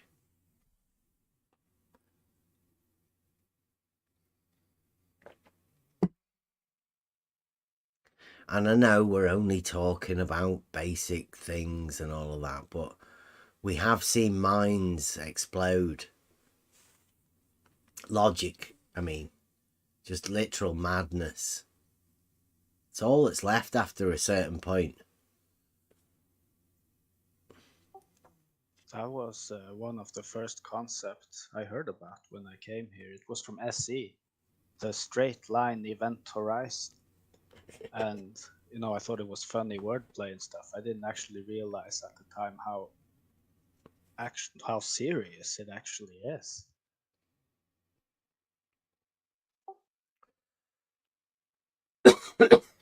It's a mental concept, isn't it? That if you have a logical framework, and in order to change that logical framework,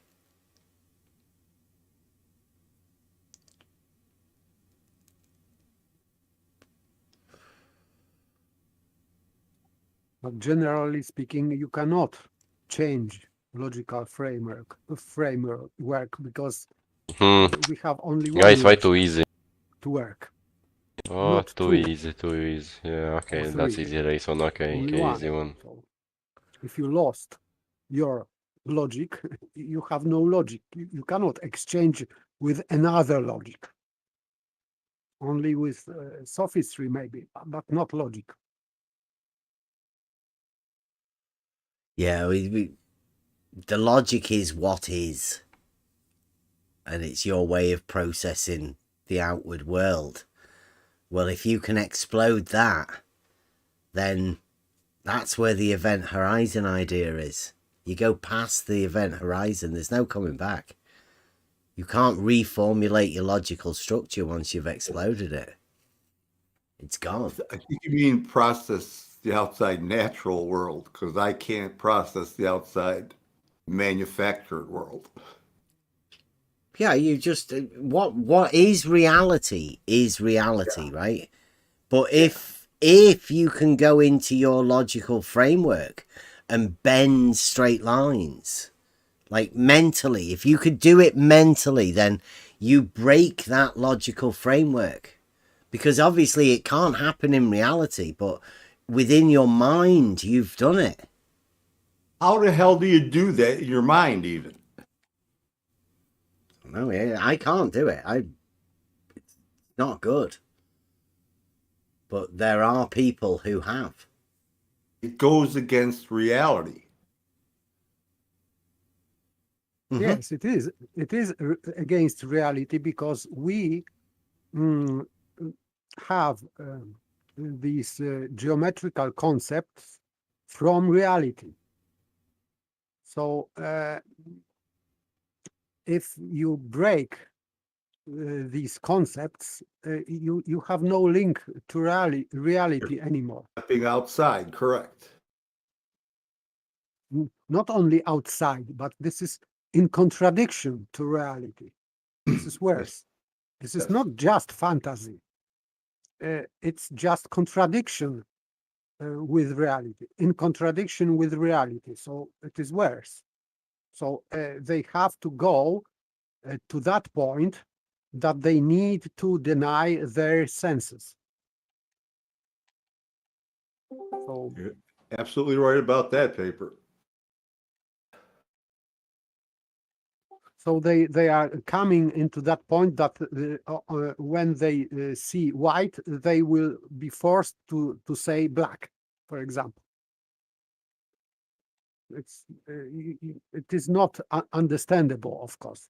That's why I call it mental. Not mental, nothing to do with logic. Very true.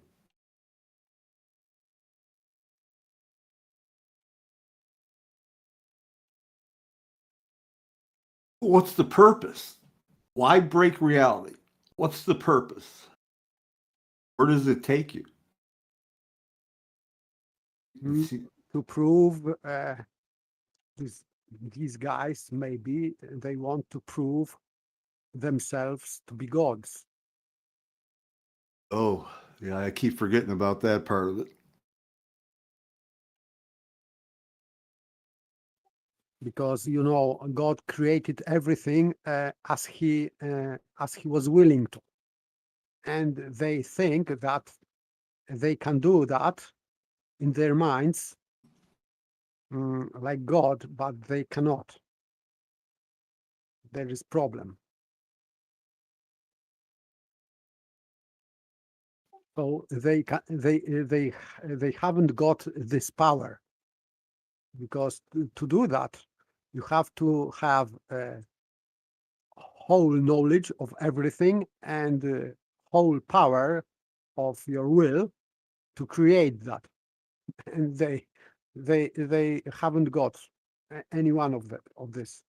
And this is sad, but they are trying. They are trying.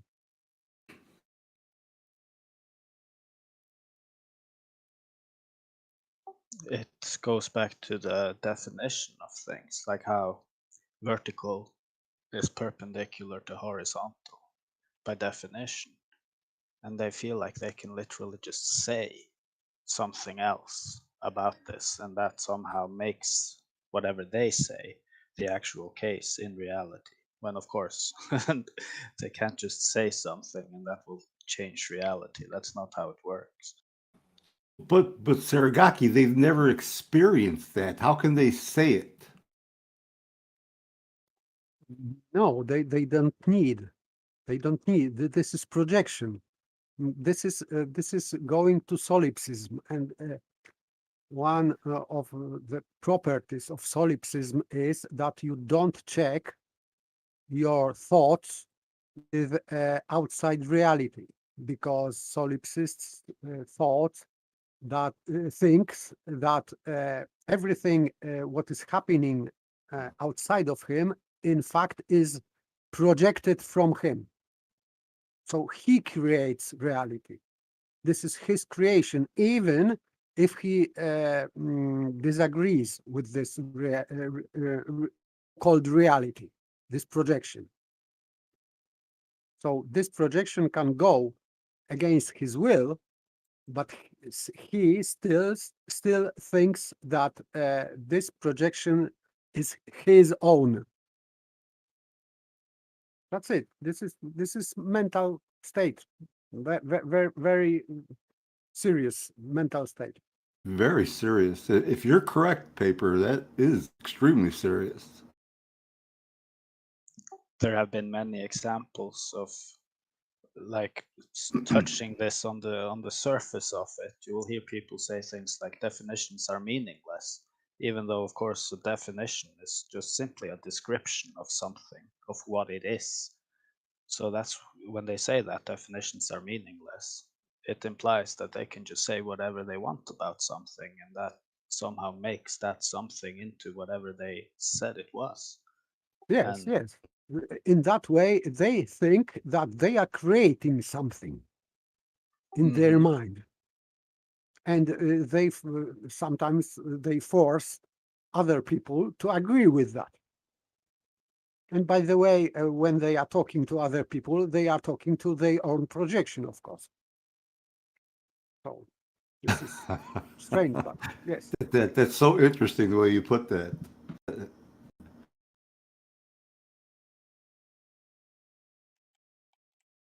Yes, that's a property of solipsism. This is gradual, not at once. You are a solipsist, but you are going. You can go in that way to be more and more perfect solipsist.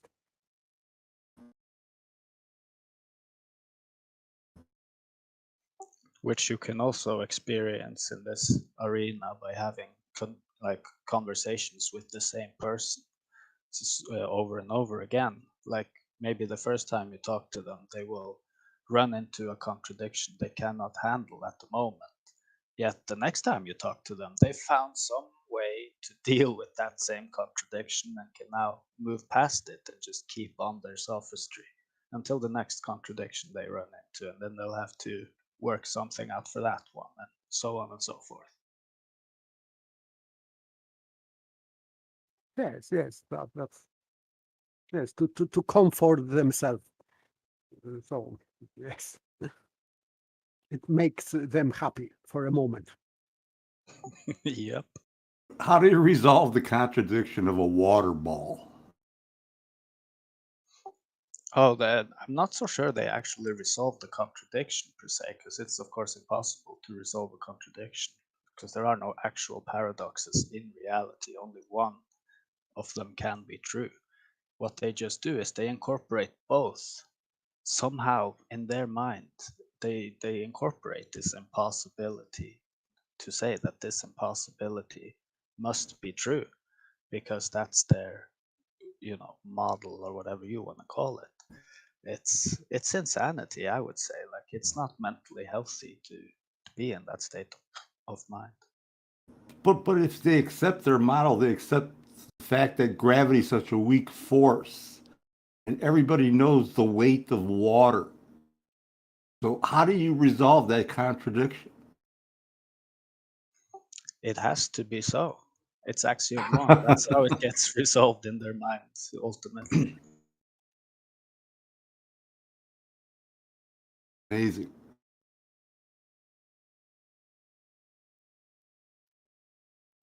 Yes, it is. It is crazy. For example, with the globe model, not only weak force, but they say that this globe is rotating with that kind of radius. The outer rim velocity is so huge that Earth or everything will disrupt immediately. It cannot hold. But logically speaking, you are correct. Nothing can stand that kind of disruptive force, centrifugal force. It would be impossible with given radius and speed, like thousands of miles on the equator. The centrifugal force is so strong that the Earth should tear apart immediately. I agree.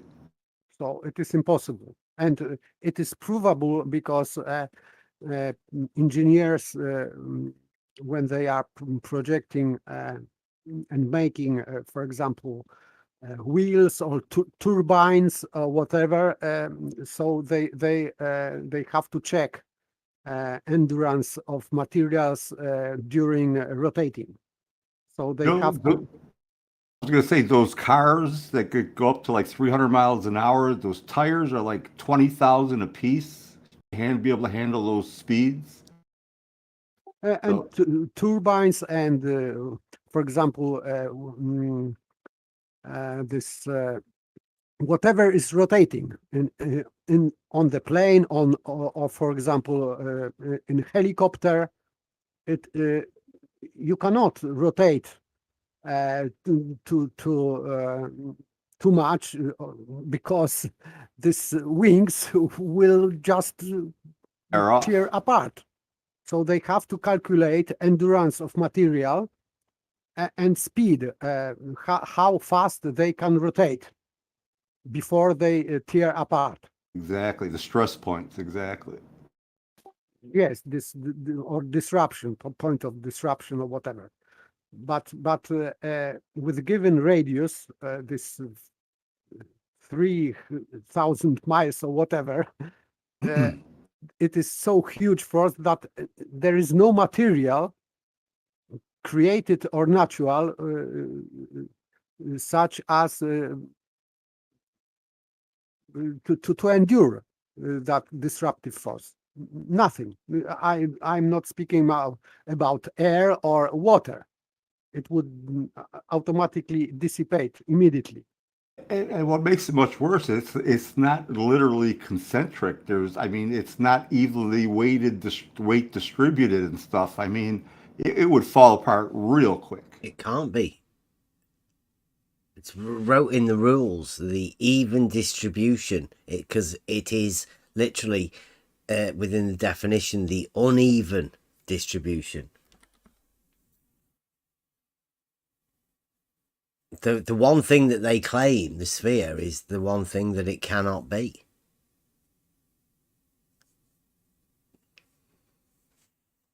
Yes, and by the way, the axis of rotation is one on this globe, and this outer rim where the centrifugal force is the strongest is on the equator, and it means that all should go into the equator like waters. And they say that there is a slight bulge of water or whatever. It's nonsense. Everything should be pulled into equator according to that force. So it doesn't hold this completely. There are many impossibilities on that model, but this material endurance and waters not going into equator is just two of them. For me, blatantly contradicting model and showing And yet the guy in impossibility. the white coat will say, no, you're wrong, we're right. Yes, no, they will say gravity. Yeah. They will say gravity, but of course it is nonsense, because if gravity is weak force, and has to be weak force, because otherwise materials wouldn't endure anyway in other direction, because everything would be squashed into the earth, and birds could not fly, and just no life on the earth. And to equalize this force, this huge centrifugal force, the gravity should be also so huge. So, and it isn't.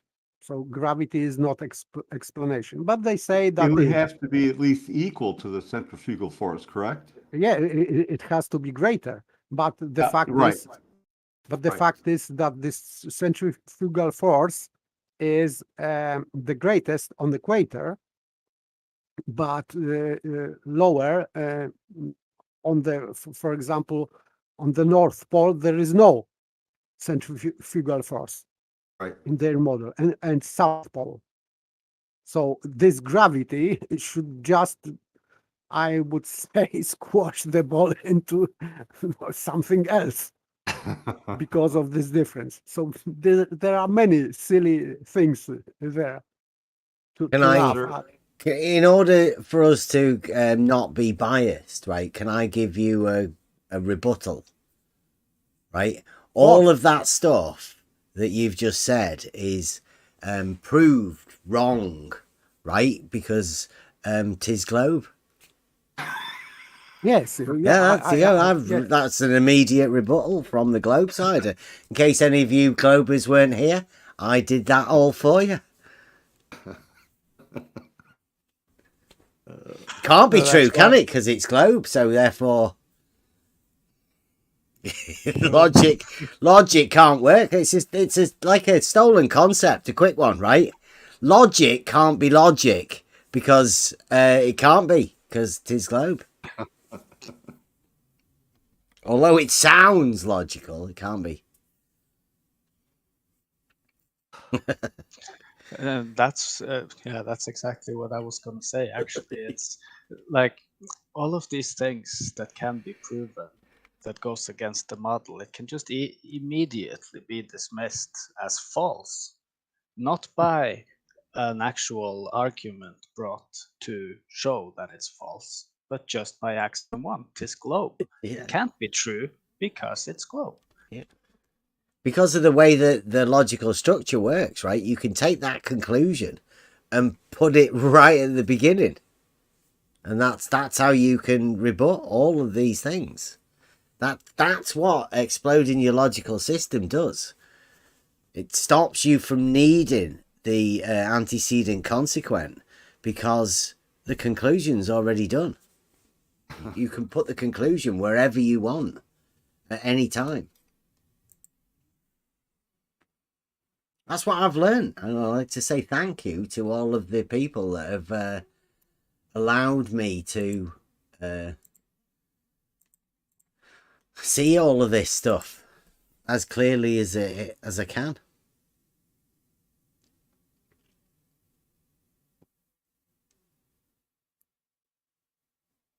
There was this one interesting thing that happened a few months ago now. Some guy named I Can Science That, who made the proposal that if a water level forms a horizontal plane, there can be no globe. But since 'tis globe, then a water level cannot form a horizontal plane. Since it's this globe. Yeah, and that's now the basis of what Blue Marble's going forward with, right? When we say that a water level is, now Blue Marble can say, well, it isn't. It needs no other rebuttal other than the fact that if it does, then there can be no globe. It's frightening. Yeah, you're supposed to just take that implication and understand that, oh, I have to make a choice between globe and the water level forming a horizontal plane. And if you're privileged to sit with no practical knowledge or concept of logic, then you can just go with globe, no problem. Well, let's see again. I perhaps with paper on this one, right? It's hard to do that because you are using logic in order to do that. Although it's a backwards logic that's completely contradictory, but it still is a logical process. You know what your conclusion needs to be, and you find a way to get there. That's twisted logic, but they're still employing a method. You can see why they're coming to that conclusion. Somebody, a shadow giant, said 'tis globe. So therefore, that's their logical process that has to end with 'tis globe. Doesn't matter how you get there, you just have to end there. Yes, so this is faulty logic, but there are some components of logic there. So that's why Baby is saying about validation and soundness, and they are avoiding word truth value of something in validation is also required, but now not, just only valid. You can have two premises and conclusion, whatever they are. If you formulated your syllogism properly, formally properly, then there you go.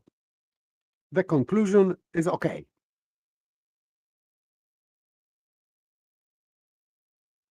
It's so crazy to me, the whole that I can science that formulation of it. If a water level forms a horizontal plane, there can be no globe. Well, you can actually affirm the antecedent. Is that what you would call it? Like, you can actually check in reality that the water level does exactly that. So that it's a double whopper in a sense. Yeah, that's where ECV comes in, but we won't talk about that. Yes, and in that example, it is again affirming the consequent fallacy, because if you say that if level is horizontal, there is no globe, and you have your check in modus tollens, this check is this globe. So, and this globe is consequent. So you are checking the consequent and not antecedent. You should check antecedent if level is horizontal, really, not check the consequent. But in this way, they are checking, saying this globe, they are checking consequent. So this is fallacy, of course, affirming the consequent instead of antecedent. Yes. Yeah, I was also thinking about the same thing, but I had to also realize that since this globe is checking the consequent here, they can't actually affirm the globe. So it's a stolen concept affirming the consequent fallacy. Logic being the concept that is stolen here. I am not sure, because if level is horizontal, there is no globe. So affirming that this is globe, it is of course affirming the consequent, but it is disproving antecedent, allegedly, of course. I don't know if I could say that this is stolen concept. I have to process that. because you can't actually affirm the globe. So when they do say this globe, in order to, invalidate the antecedent here, that has to be done with logic. But they're just saying it like an empty statement to do the affirming the consequent fallacy. So I would, maybe not stolen concept, but it's definitely not true that they can affirm the globe. Yes, they cannot check. Saying this globe is not a proof of the globe, of course. So this, but they got an awful lot of support behind them. It's worse. It's not just that they are like an empty statement saying it. It's the fact that they cannot confirm that it's a globe in the first place. So even if like somebody were to just empty statement say this globe, if it was actually possible to confirm that it is a globe, then it would be slightly different. Then it would just be a pure affirming the consequent fallacy. But these people, they don't feel that responsibility. They feel it's been confirmed for them. By the shadow giants. Exactly. That's where they get their courage from. It's not from within themselves and stuff that they've confirmed on their own. It's from the shadow giants that they feel that they can hide behind. Yeah, which is why it's like Paper brought up the whole idea of projection earlier. They're like channeling the shadow giants in a way. They're projecting what the shadow giants have told them. You're not actually talking to the person themselves. That's a great point, Saragaki. That's a pretty cool observation there.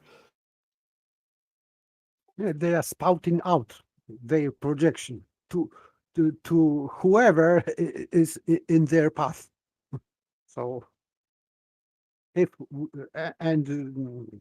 we oppose the better, because there is some feelings, some fight. So this person is pleased by our objection, because he has some aim, some goal for a moment to fight. So, and then after fight, he is satisfied that he fought well. He is a hero Yeah. of his own projection.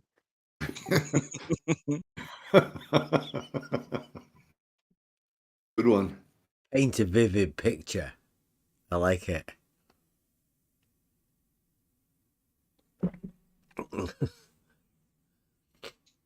Ultimately, it's a defense mechanism against aporia. I would say that's all it really is, even though that's been going on for allegedly for centuries, you know. Yes, seeking, let's say, weak opponent is for that reason, just to defeat opponent and then claim victory and be happy that I was right. I was right. And there is a point where frustration comes when the opponent is not so stupid as he expected he should be. There is a problem, because if this guy who is projecting is not winning at all, he is very upset, because his aim was to be happy, to make himself happy, and he is not. He is leaving, for example, this server upset because he didn't win, and his projection maybe failed. I feel sorry. I agree. Yeah, that's exactly right.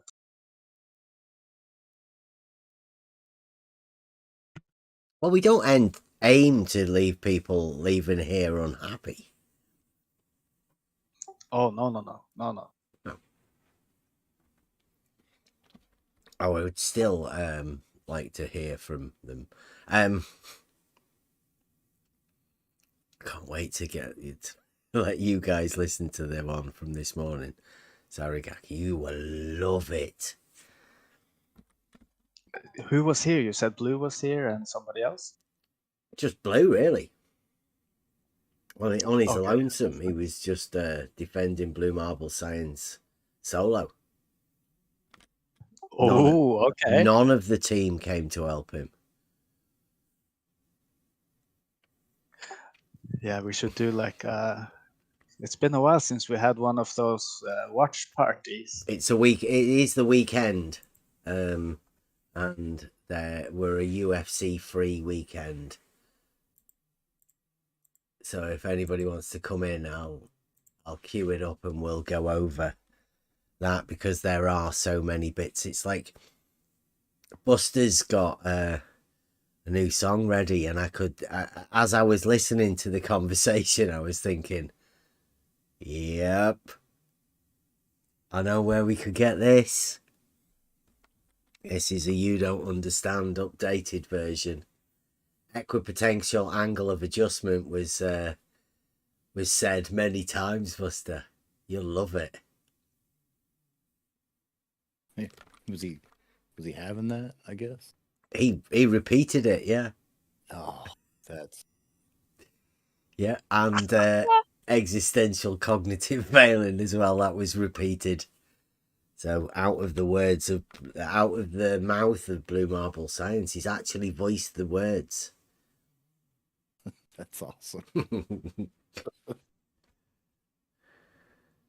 I think there were so many classic clips. If you go through the chat, you'll be able to see. I think Mike quoted most of them, some of the classics, but they were coming thick and fast. Mike is good at that. He's good at pointing out or taking the good ones and making quotes of them. and then, but that makes the double down. Like the same thing was said again with a confirmation. It was genius. Absolute genius.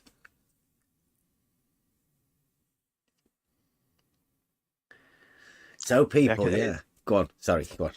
It's one thing when they, like on Twitter, they take these phrases and words that has been unearthed over the last, I don't know, more than half a year now at least, right? Yeah. It's one thing to write it in text form on Twitter behind a nameless account. It's quite another to have the head honcho Blue Marble come and use those terms, voicing them out.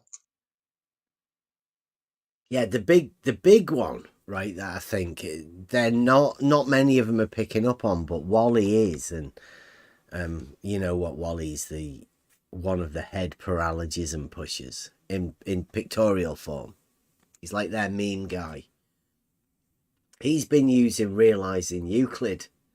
Hashtag Realising Euclid loads. I'm not too sure what he thinks he's trying to do, because I mean that's the idea. The idea is to get people to see the beauty and the logic within Euclid, to actually realize it for themselves, as in make it real. So Wally's not quite got that, but he's still voicing it. He's still putting it out there. He's like promoting it for us, no doubt with an aim to discredit it, but how can you even do that? Yeah, it wouldn't have been standing for, 2.3 thousand years throughout history if you could just refute it simply by making a meme. Well, Blue Marble's attempting to do it with him. They're all attempting to discredit Euclid by saying it's old. I think the problem is that Euclidean geometry doesn't make it into this new stolen concept framework of the Blue Marble science. Like still, go on. But still, Blue is old also, and he is saying things forever. So I would say that he's older than Euclid. So I think that that would invalidate his position. Well, it seems to be that Blue's one of these guys that has actually, within their mind, imagined that they can progress. They're the ones that have done the, dare I say it, the concept of the nutsack, right, was Penrose. But Penrose the Penrose concept was that he said that he could, once you understood the rules, you could take a step over them. You could go beyond the boundaries and start extending them. That's what Penrose did. Now, the concept of that was brought into the nutsack to be able to step above the bounds of Euclidean geometry, because you understand it so well that you can start tweaking a bit and go on the other side of the rules. It's sort of like a hyperbolic concept, right? That you could step over the other side of the boundary and look in. Well, that's what I think Blue Marble's done. That's what most of these guys do. They've imagined that they are so far above these basic concepts of Euclidean geometry that they can just step over the boundaries and start telling you that they've added to it. They've progressed it by doing this. And now they can tell you what they've done. I mean, you may be one of those simpletons that doesn't think you're able to go beyond the bounds of the axioms and all of that. I mean, Brenda, I was listening to that video again where Blue Marble goes over his proof that it's not flat. And Brenda says in that you can literally just define anything however you want. Yes, yeah. This is what solipsists do. Yes. Whatever, you are creating your own world with your axioms, inconsistent logic, and if in the process of creating your new world, something collapses, you can swap definitions, axioms, common notions, whatever, just at will. Yeah, like you do within a computer game, just change the boundaries. Yeah, yes, computer game, Yeah. yes, fantasy, Final Fantasy or whatever. I don't know. Yeah. And there are many people that can do that. I mean, you might be able to do it yourself. But I'd say watch out, because it's dangerous if you allow your mind to go into that realm where you imagine that you can have the authority to step beyond.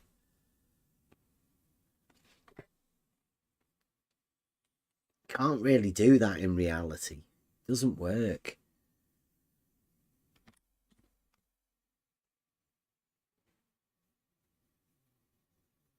It's a dangerous place to go to. Like you said earlier, I'm not too sure that there's a way back when you go that far. We were saying that I think you're in a position of trust with this, and we're talking about stuff like that's within reality with proofs, and asking people or showing people that it's better that they do this for themselves. Well, these guys they're in a danger of overstepping the bounds of that framework. If you can do it for yourself, but you can change the framework of your logical system. I don't know. I think we've watched a few people go mad. But I mean, they might enjoy it. I don't know. I don't know whether it's a state of freedom that they reach when they get to that point. Not too sure. I'm not too sure how the mind takes it.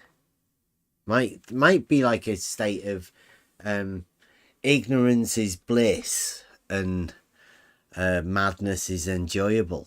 I don't know. Wouldn't like to go there. I can't imagine it's pleasant. If you explode your logical system, then all you have is non-logic. And then who do you talk to?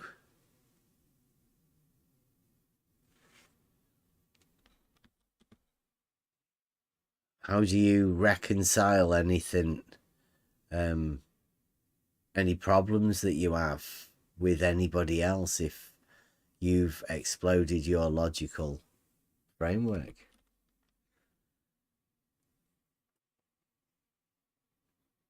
It's one of those things that I don't even think it'd be worth considering, because how do you put your mind in a place where you don't have a logical framework to work out what's hot and cold, what black and white is, what on and off is?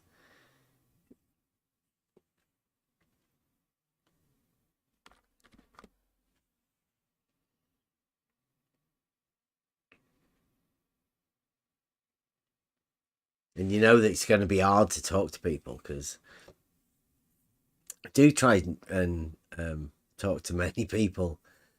But it is getting harder and harder to talk to people. a lot of people are like Sean Hawkins. They think we're liars and cowards, but like, how could we be a coward? What is it that we're after? What's Sean after? Surely you can't be a coward for not watching somebody's video or not doing some challenge that somebody else has set you. It sounds ridiculous.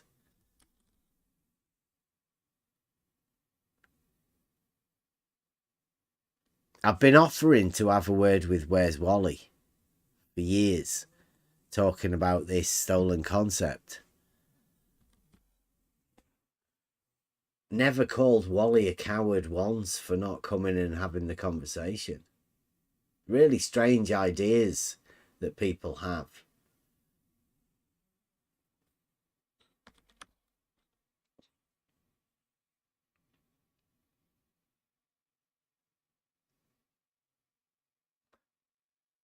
And I don't know how anybody could call somebody a coward for all he has to do is come in here and have a chat. It just doesn't work. You can tell these people, they've actually lost their logical framework, because it makes no sense to call somebody a coward when they can just come in here and actually call me a coward and tell me what he thinks I'm a coward about. If he thinks I'm a coward, then I'd obviously run. He'd be able to show everybody that. So it makes no sense that he doesn't do that. Unless, of course, he is projecting.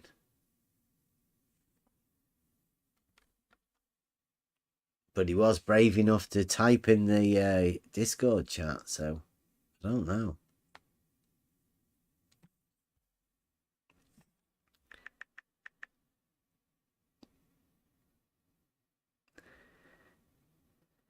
There you go. Here's a couple of... look at that, leveled up. 60.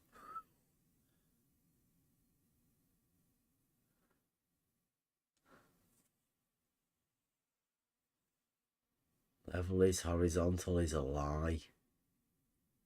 Blue marble. He was defending that this morning.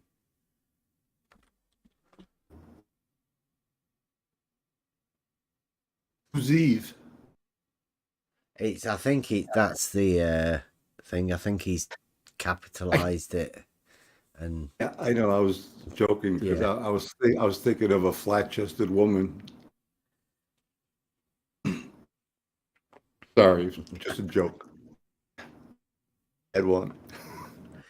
Not led down. Where is Wally activated himself in YouTube chat? Oh, right. I'll have a look. He demands unblocking or whatever. Just within this first sentence from Blue Marble Science, in quotes, level is horizontal, end quote, is a lie. Well, actually, it's the conclusion of a logical argument, aka a proof. You can prove it by logic.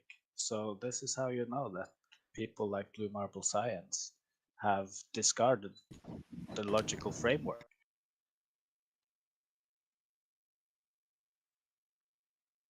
Yeah. Yeah, Wally, we can't unblock you, mate. You get obsessed. Like, literally, you are obsessed. And I know you're in the background there saying, please, please, let me be obsessed. It's not good for you. We was having a think today. I don't know whether it's good for Blue either.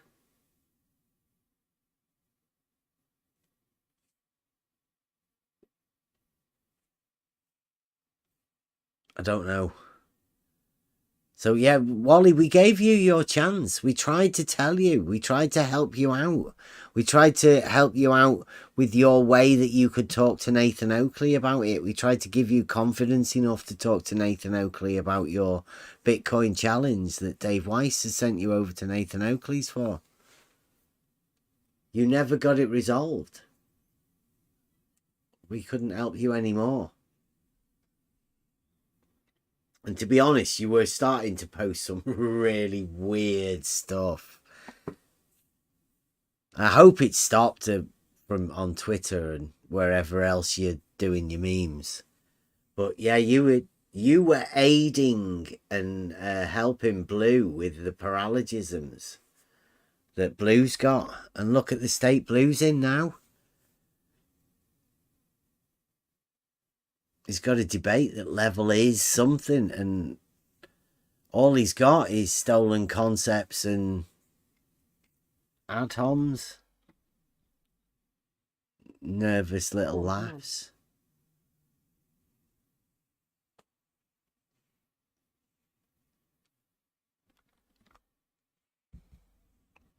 So yeah, sorry, Wally. I think everybody here it was a server-wide vote. And yeah, we all decided that having Wally here was of no use to anybody within this Discord server. Yes, Wally. Yes, Wally. You are not blocked on YouTube. You are not blocked on Twitter. But on Discord, yes, there was a server-wide vote. And we all decided that it's not worth having you in here. You were doing yourself more harm. And you were doing more harm to people like Blue Marble Science. Because they are seeing your paralogisms. And some of them maybe have took them on. But I know for a fact Blue Marble has. Now, that may have been because we had you here for a little bit too long and allowed you to push these paralogisms to your fellow Blue Marble scientists.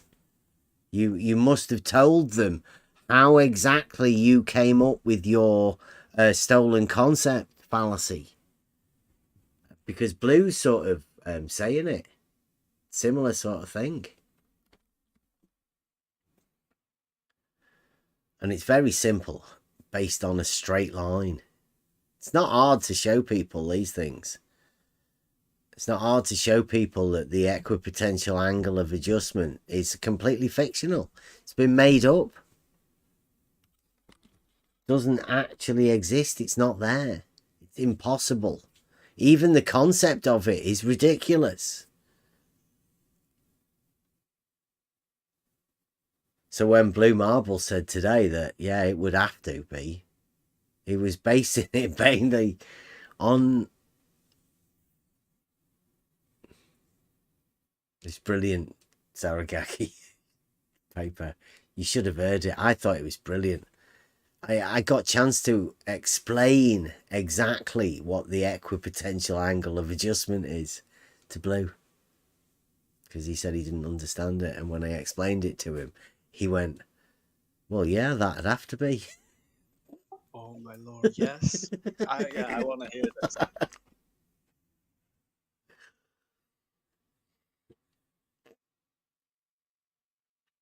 It was George that gave us the equipotential angle of adjustment as well.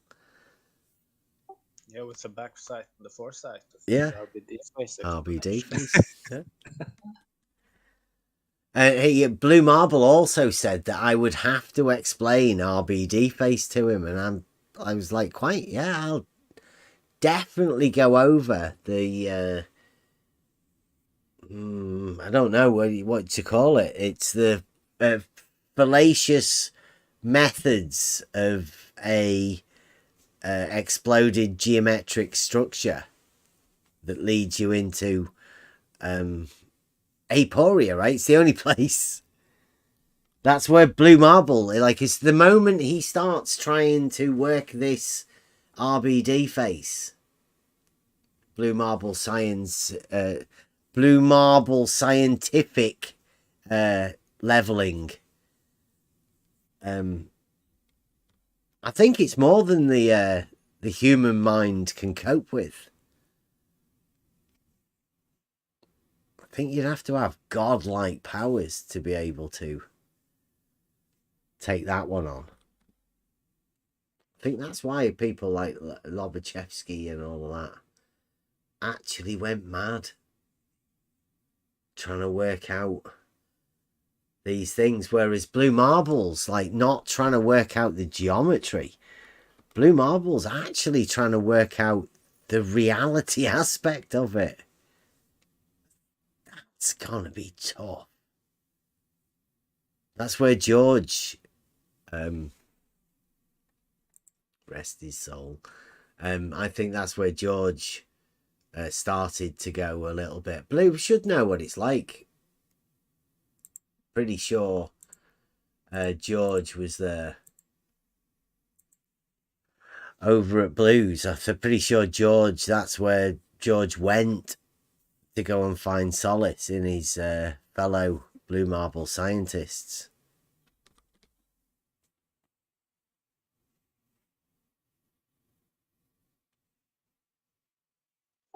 Yeah, the Blue Marble science, all roads lead to aporia within Blue Marble science, I would say. And like, there's one thing to end up in aporia. There's obviously no way to get out of it, but like, you would have to have a little bit of logic left in order to realize that you're at aporia, right? And to have it drive you over the straight line event horizon and, you know, take your logic out of the question. That's how to say it. Like, in order to realize you're in aporia, there has to be some logic to tell you that something is wrong. How do I explain this one? I'll have to think.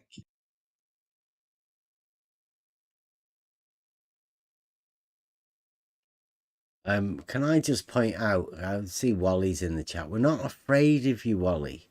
We just don't believe it's for everybody's best interests to have watch.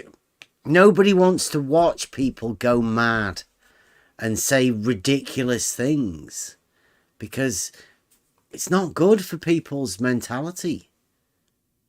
And we're not that sort of a crew. We don't like laughing at people going mad. People saying ridiculous things isn't funny. It's not something to be joked about with, this stuff, Wally. So, yeah, we're not afraid. We just, it's gone. Like, it's not even funny anymore. You can't see a stolen concept fallacy. You're a dilethiist. You can't see contradictions. You can't see any of this stuff. You're not allowed to. You don't know what a proof is. You can't have a proof. You wouldn't know what to do with a proof. You're a dilethiist.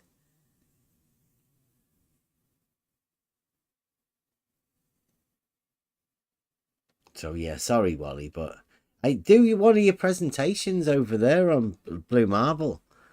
Go and talk to Blue Marble and his crew if you've got anything you want to say. Blue can come and talk to us about anything like you've got. But Blue Marble's took on the stolen concept fallacy anyway.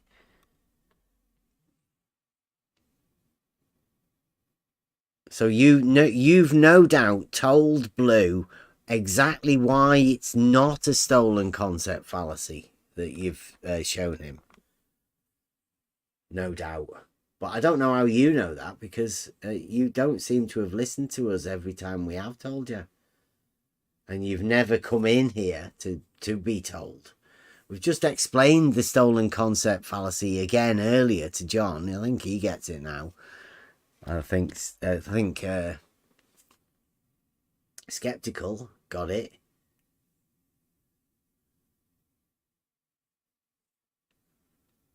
So I don't know why certain people can't seem to understand what these things are. Blue Marble doesn't understand the the perpendicularity within geometry. doesn't see it. A lot of people don't. That's a big one, that one, the perpendicularity.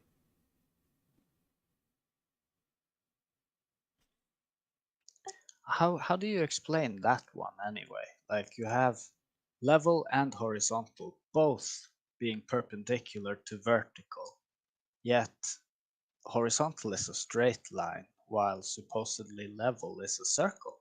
How do you reconcile that one?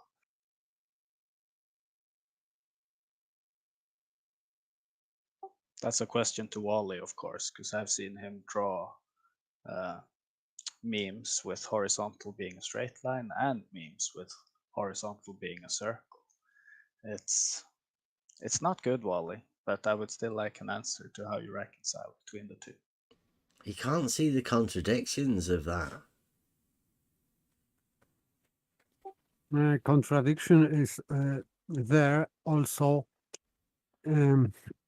between horizontal and level. If level is curve and horizontal is straight line, it means that vertical is perpendicular to line, horizontal line. But in their model, this vertical is perpendicular to level only at a point, but with horizontal, with all line. This is strange. So they are holding two positions of perpendicularity at a point to the level and normally to the line with horizontal line. So it is another contradiction.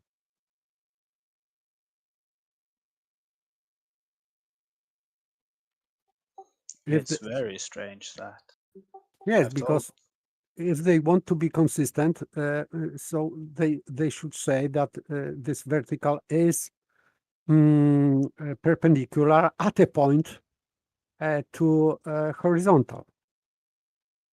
But they say that if horizontal is a straight line, and it is, it means that vertical line is perpendicular to horizontal line, not at a point.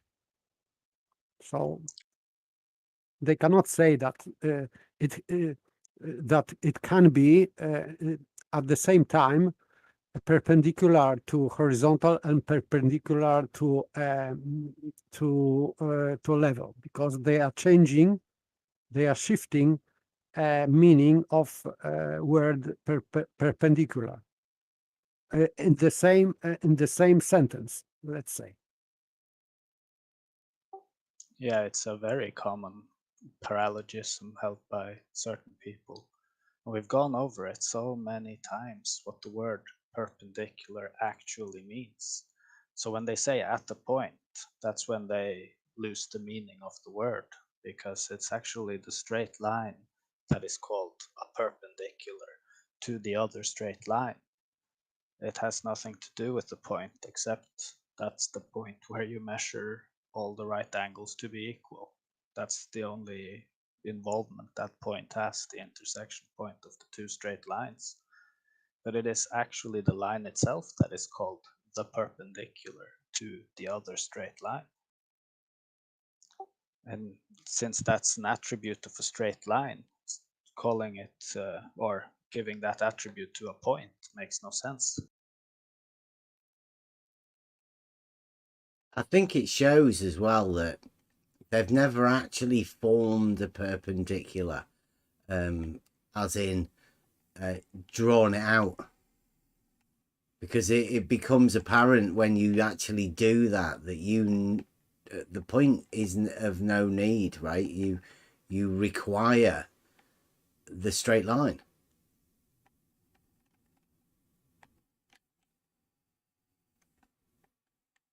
It's needed.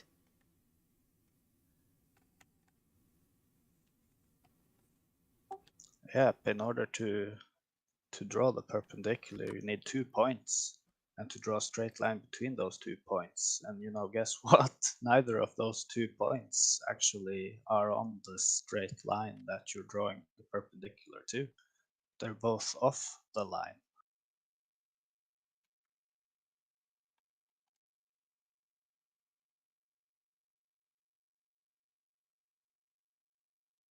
and you have different angles. To level is different because it is curved, so it cannot be perpendicular and not vertical to the curved. Because if you have parallel verticals to horizontal, and level is deviating from horizontal, it means that these verticals are parallel on horizontal line, but they are not on curved level. So, and if you want to let's say diverge this horizontal, this vertical according to curved level, you are losing perpendicularity to horizontal. So this is dilemma. What to do to keep perpendicular to horizontal, or keep perpendicular at a point to the curved level. So this is dilemma. What to do?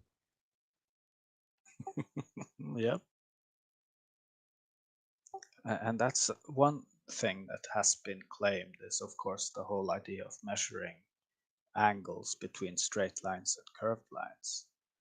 But if you extend the radius past the circumference of the circle, and you want to go and put down the teeny tiniest protractor you could ever find, the whole idea of a right angle is that all right angles are equal. But if you measure those 4 angles that the radius makes with the circumference, they are equal on the outside and equal on the inside respectively, but they are different. They're not all equal to each other, so you can't even call them right angles at that point. Yes, because radii are straight lines. So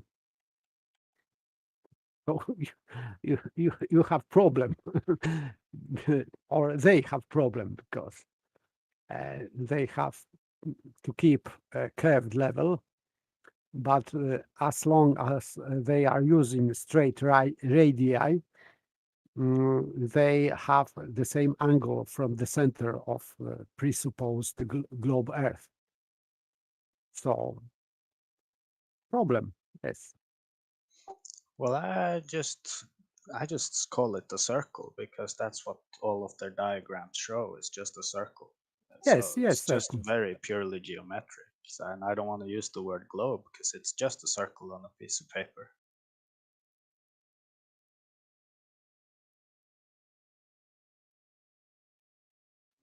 Which that's another thing, right? If you just draw a circle on a piece of paper and say, hey, this is a globe, is that like some sort of a reification fallacy in a sense? I'm not so sure.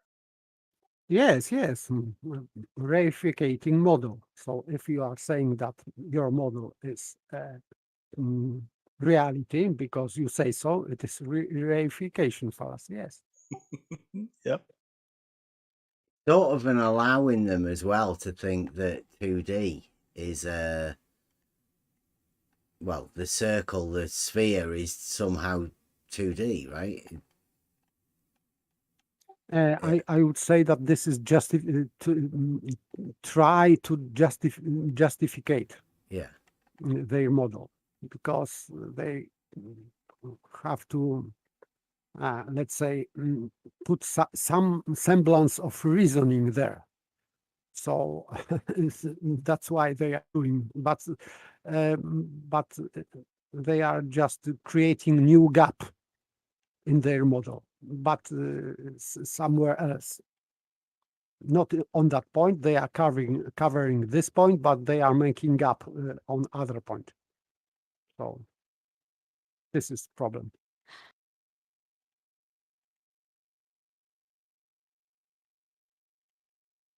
But reality is consistent everywhere. There are no gaps in reality, logical gaps.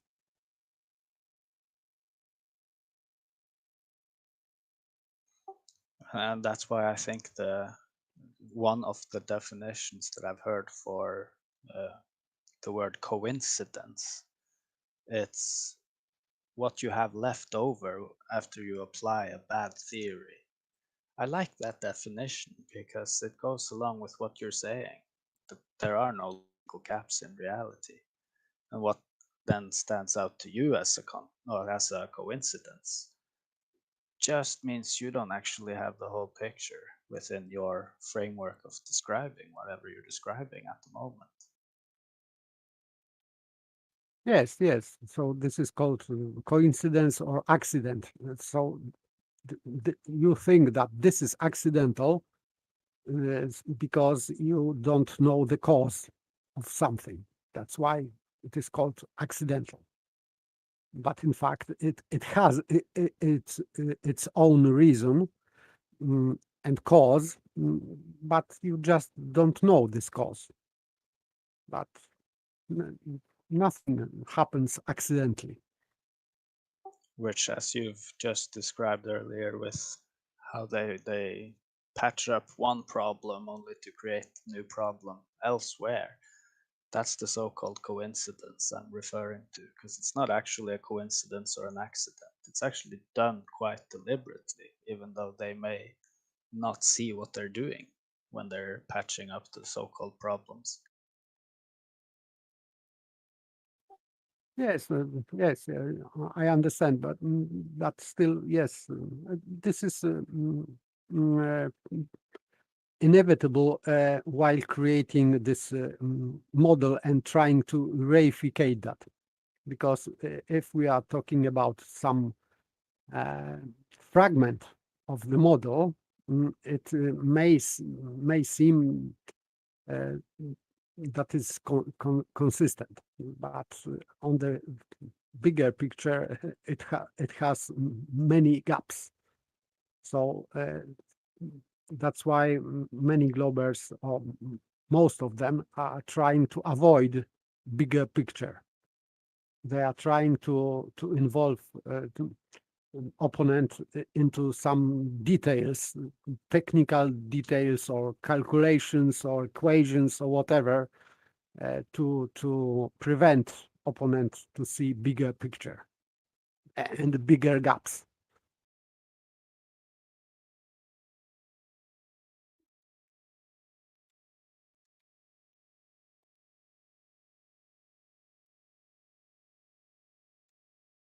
What are you doing?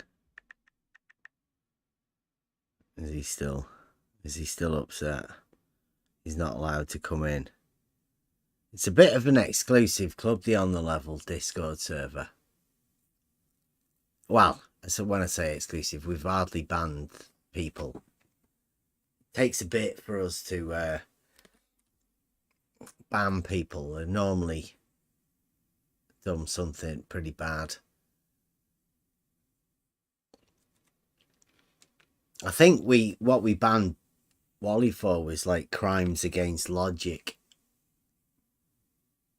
It was just literally making no sense.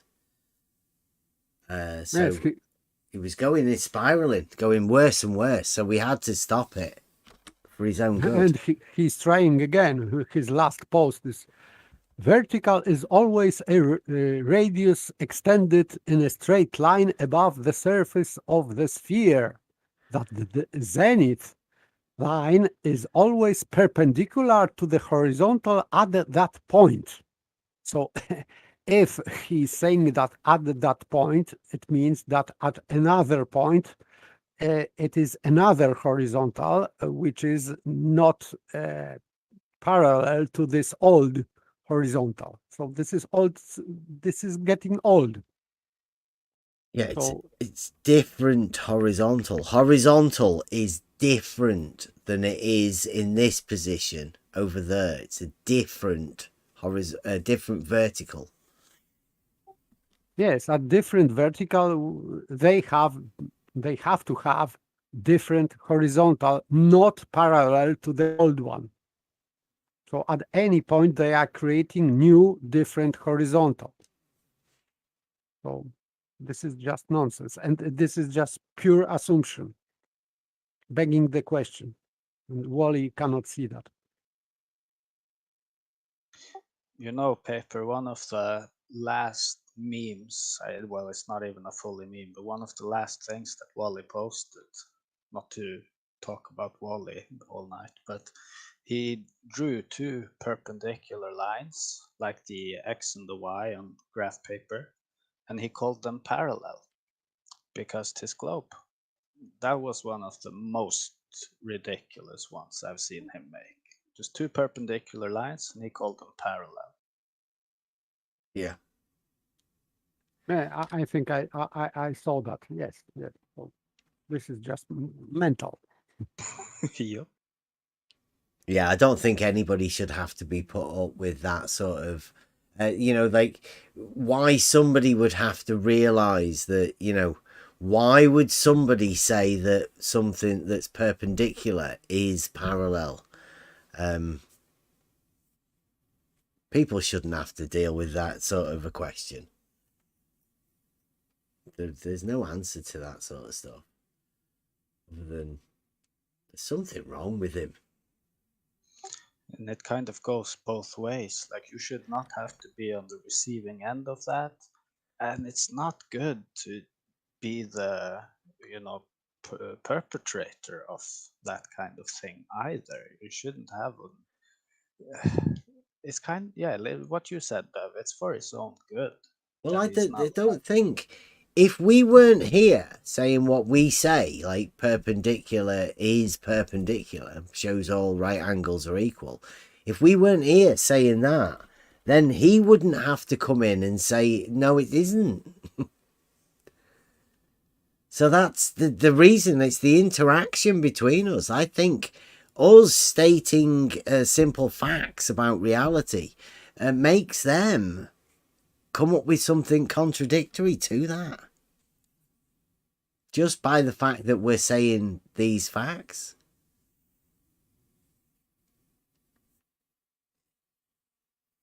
Like, I don't want to seem like we're pushing this, but I'm not aware of anybody beforehand stating publicly that level isn't horizontal. I think that entire non-argument has been come about because we said that level is horizontal. Here's a proof for level being horizontal. You can use it's called the Wayback Machine for websites. So you can go back and check when they've been updated. And you can go back in the archive to see what the specific update was. So in this particular case with level is not horizontal and how a water level forms a horizontal plane, you can literally time it on the Wayback Machine in accordance to the things we've talked about in this Discord and see that these updates, like the one where the third point in the middle of the water level being the horizontal point, it's done within the last 2 years or something like that, which it correlates perfectly with what we've been talking about in here. It was never on Wikipedia before that point, which corresponds perfectly with what we've been saying in here. It's very interesting to see how these things work out. So I think you're quite right.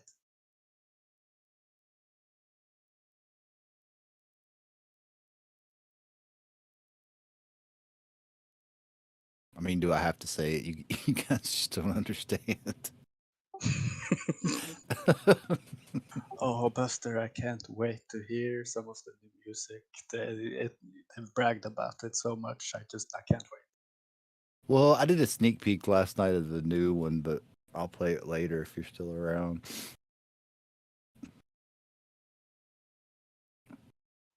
I probably Right, that's it.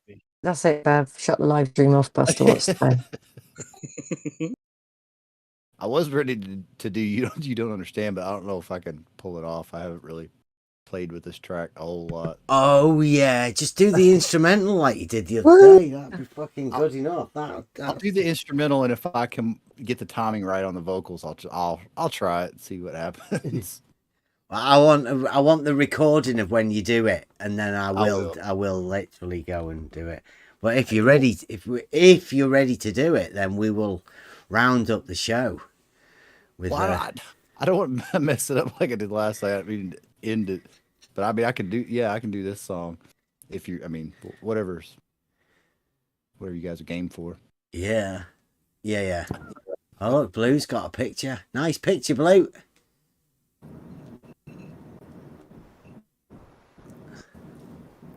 That one of these lines, is that what it says? In surveying it is commonly understood that one of these lines is horizontal. One of them. The other one is vertical. Like, which one? The plumb line. Really, Blue? Which one? Which line is horizontal?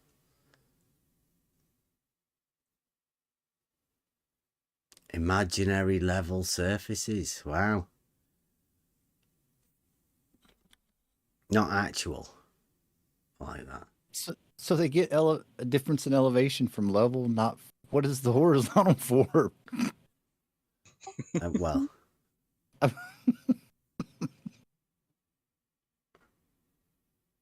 I don't know. I don't know why they are drawing horizontal line. There is no use. Yeah. For the horizontal here. Yeah, and it looks like he's got his plumb line on a tilt. It's got it. Doesn't look plumb, but I mean, hey. What do we know about blue marble science? Apart from the fact that this is geometry and it looks like a load of bullshit. You don't understand. Oh. Yeah, you guys just don't understand. I mean, plain and simple. So good. So whenever you're ready, Busty, are you nearly ready? I'm ready. Okay. Want to do like I'll give the roundup. Yeah. Sweet. Okay. Anybody got any final words for Free for All Friday? It's been a good day. Thanks for coming. The Thanksgiving weekend. Thanks for the Blue Marble scientists and Big Blue himself, the head honcho, the chief paralogist pusher for the Blue Marble scientists. We are going to come up with a debate. Like I say, we have had a conversation with Blue. Blue confirmed again this morning that the debate will happen. Hopefully next week, unless Blue gets busy again. Don't know. Over this weekend, we will have some private sessions in the Discord server going over the Blue Marble and obviously Bust Alive, all sorts of stuff like that. And we will be back Model Affliction Monday. Although we might try and rename that a bit. Model Affliction Monday still works. But we might try and throw in a few paralogisms, a few contradictions for the globe model. Must do contradictions. I think we could start doing that, couldn't we? Contradictions that must happen for the globe model to be able to be conceptual in your mind. Some of the contradictions that you have to employ within the model. And I keep having it. I've got it here ready and waiting under the horizon. Needs to be gone over. People need to have a look at it. I will be having a look at that next week. Thanks God. God's given some free memberships out, so anybody wants any of that, jump on it. We got I think we might have ended up giving a load of Globers the but never mind. Say thank you a lot. Thanks, Gods. And we'll hand it over to Buster. Buster's going to be finishing us out with a live You don't understand. Yeah, let's do it. I'm set up for it. All right. Give me, just got like 3 seconds. This is so good. Here we go.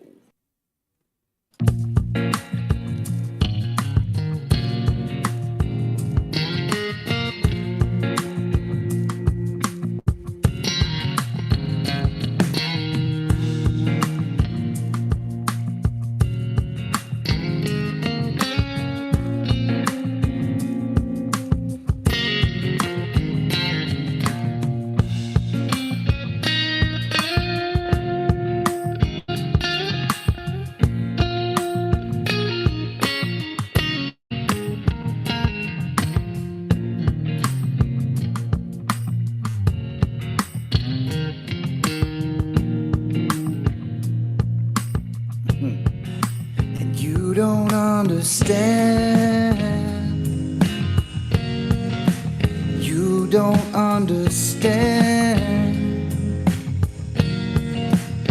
It's not my problem if you don't want to learn. You're just on your own.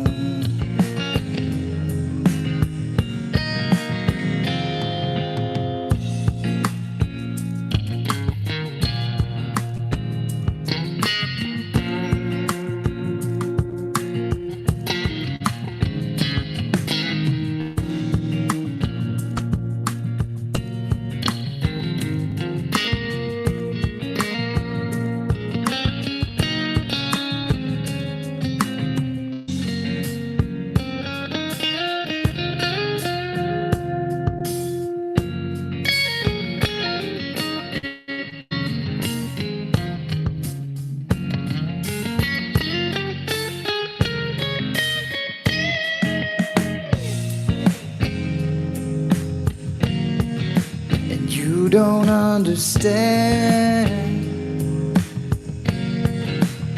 It's not my problem if you don't want to learn. You're just on your own. You don't understand. You don't understand.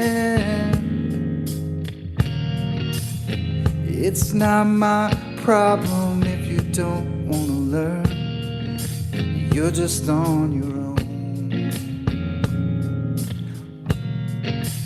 Check it out. No reason. Oh, I'm a little early on that one.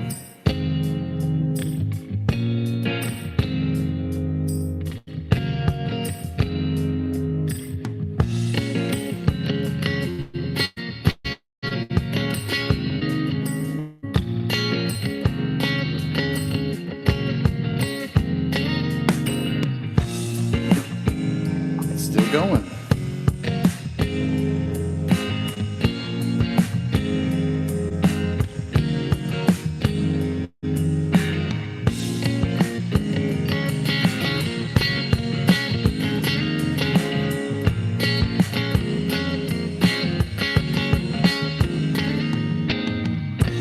No reason, no logic, no answers to questions. You're just on your own. No reason, no logic, no wisdom, no worries. You're just on your own.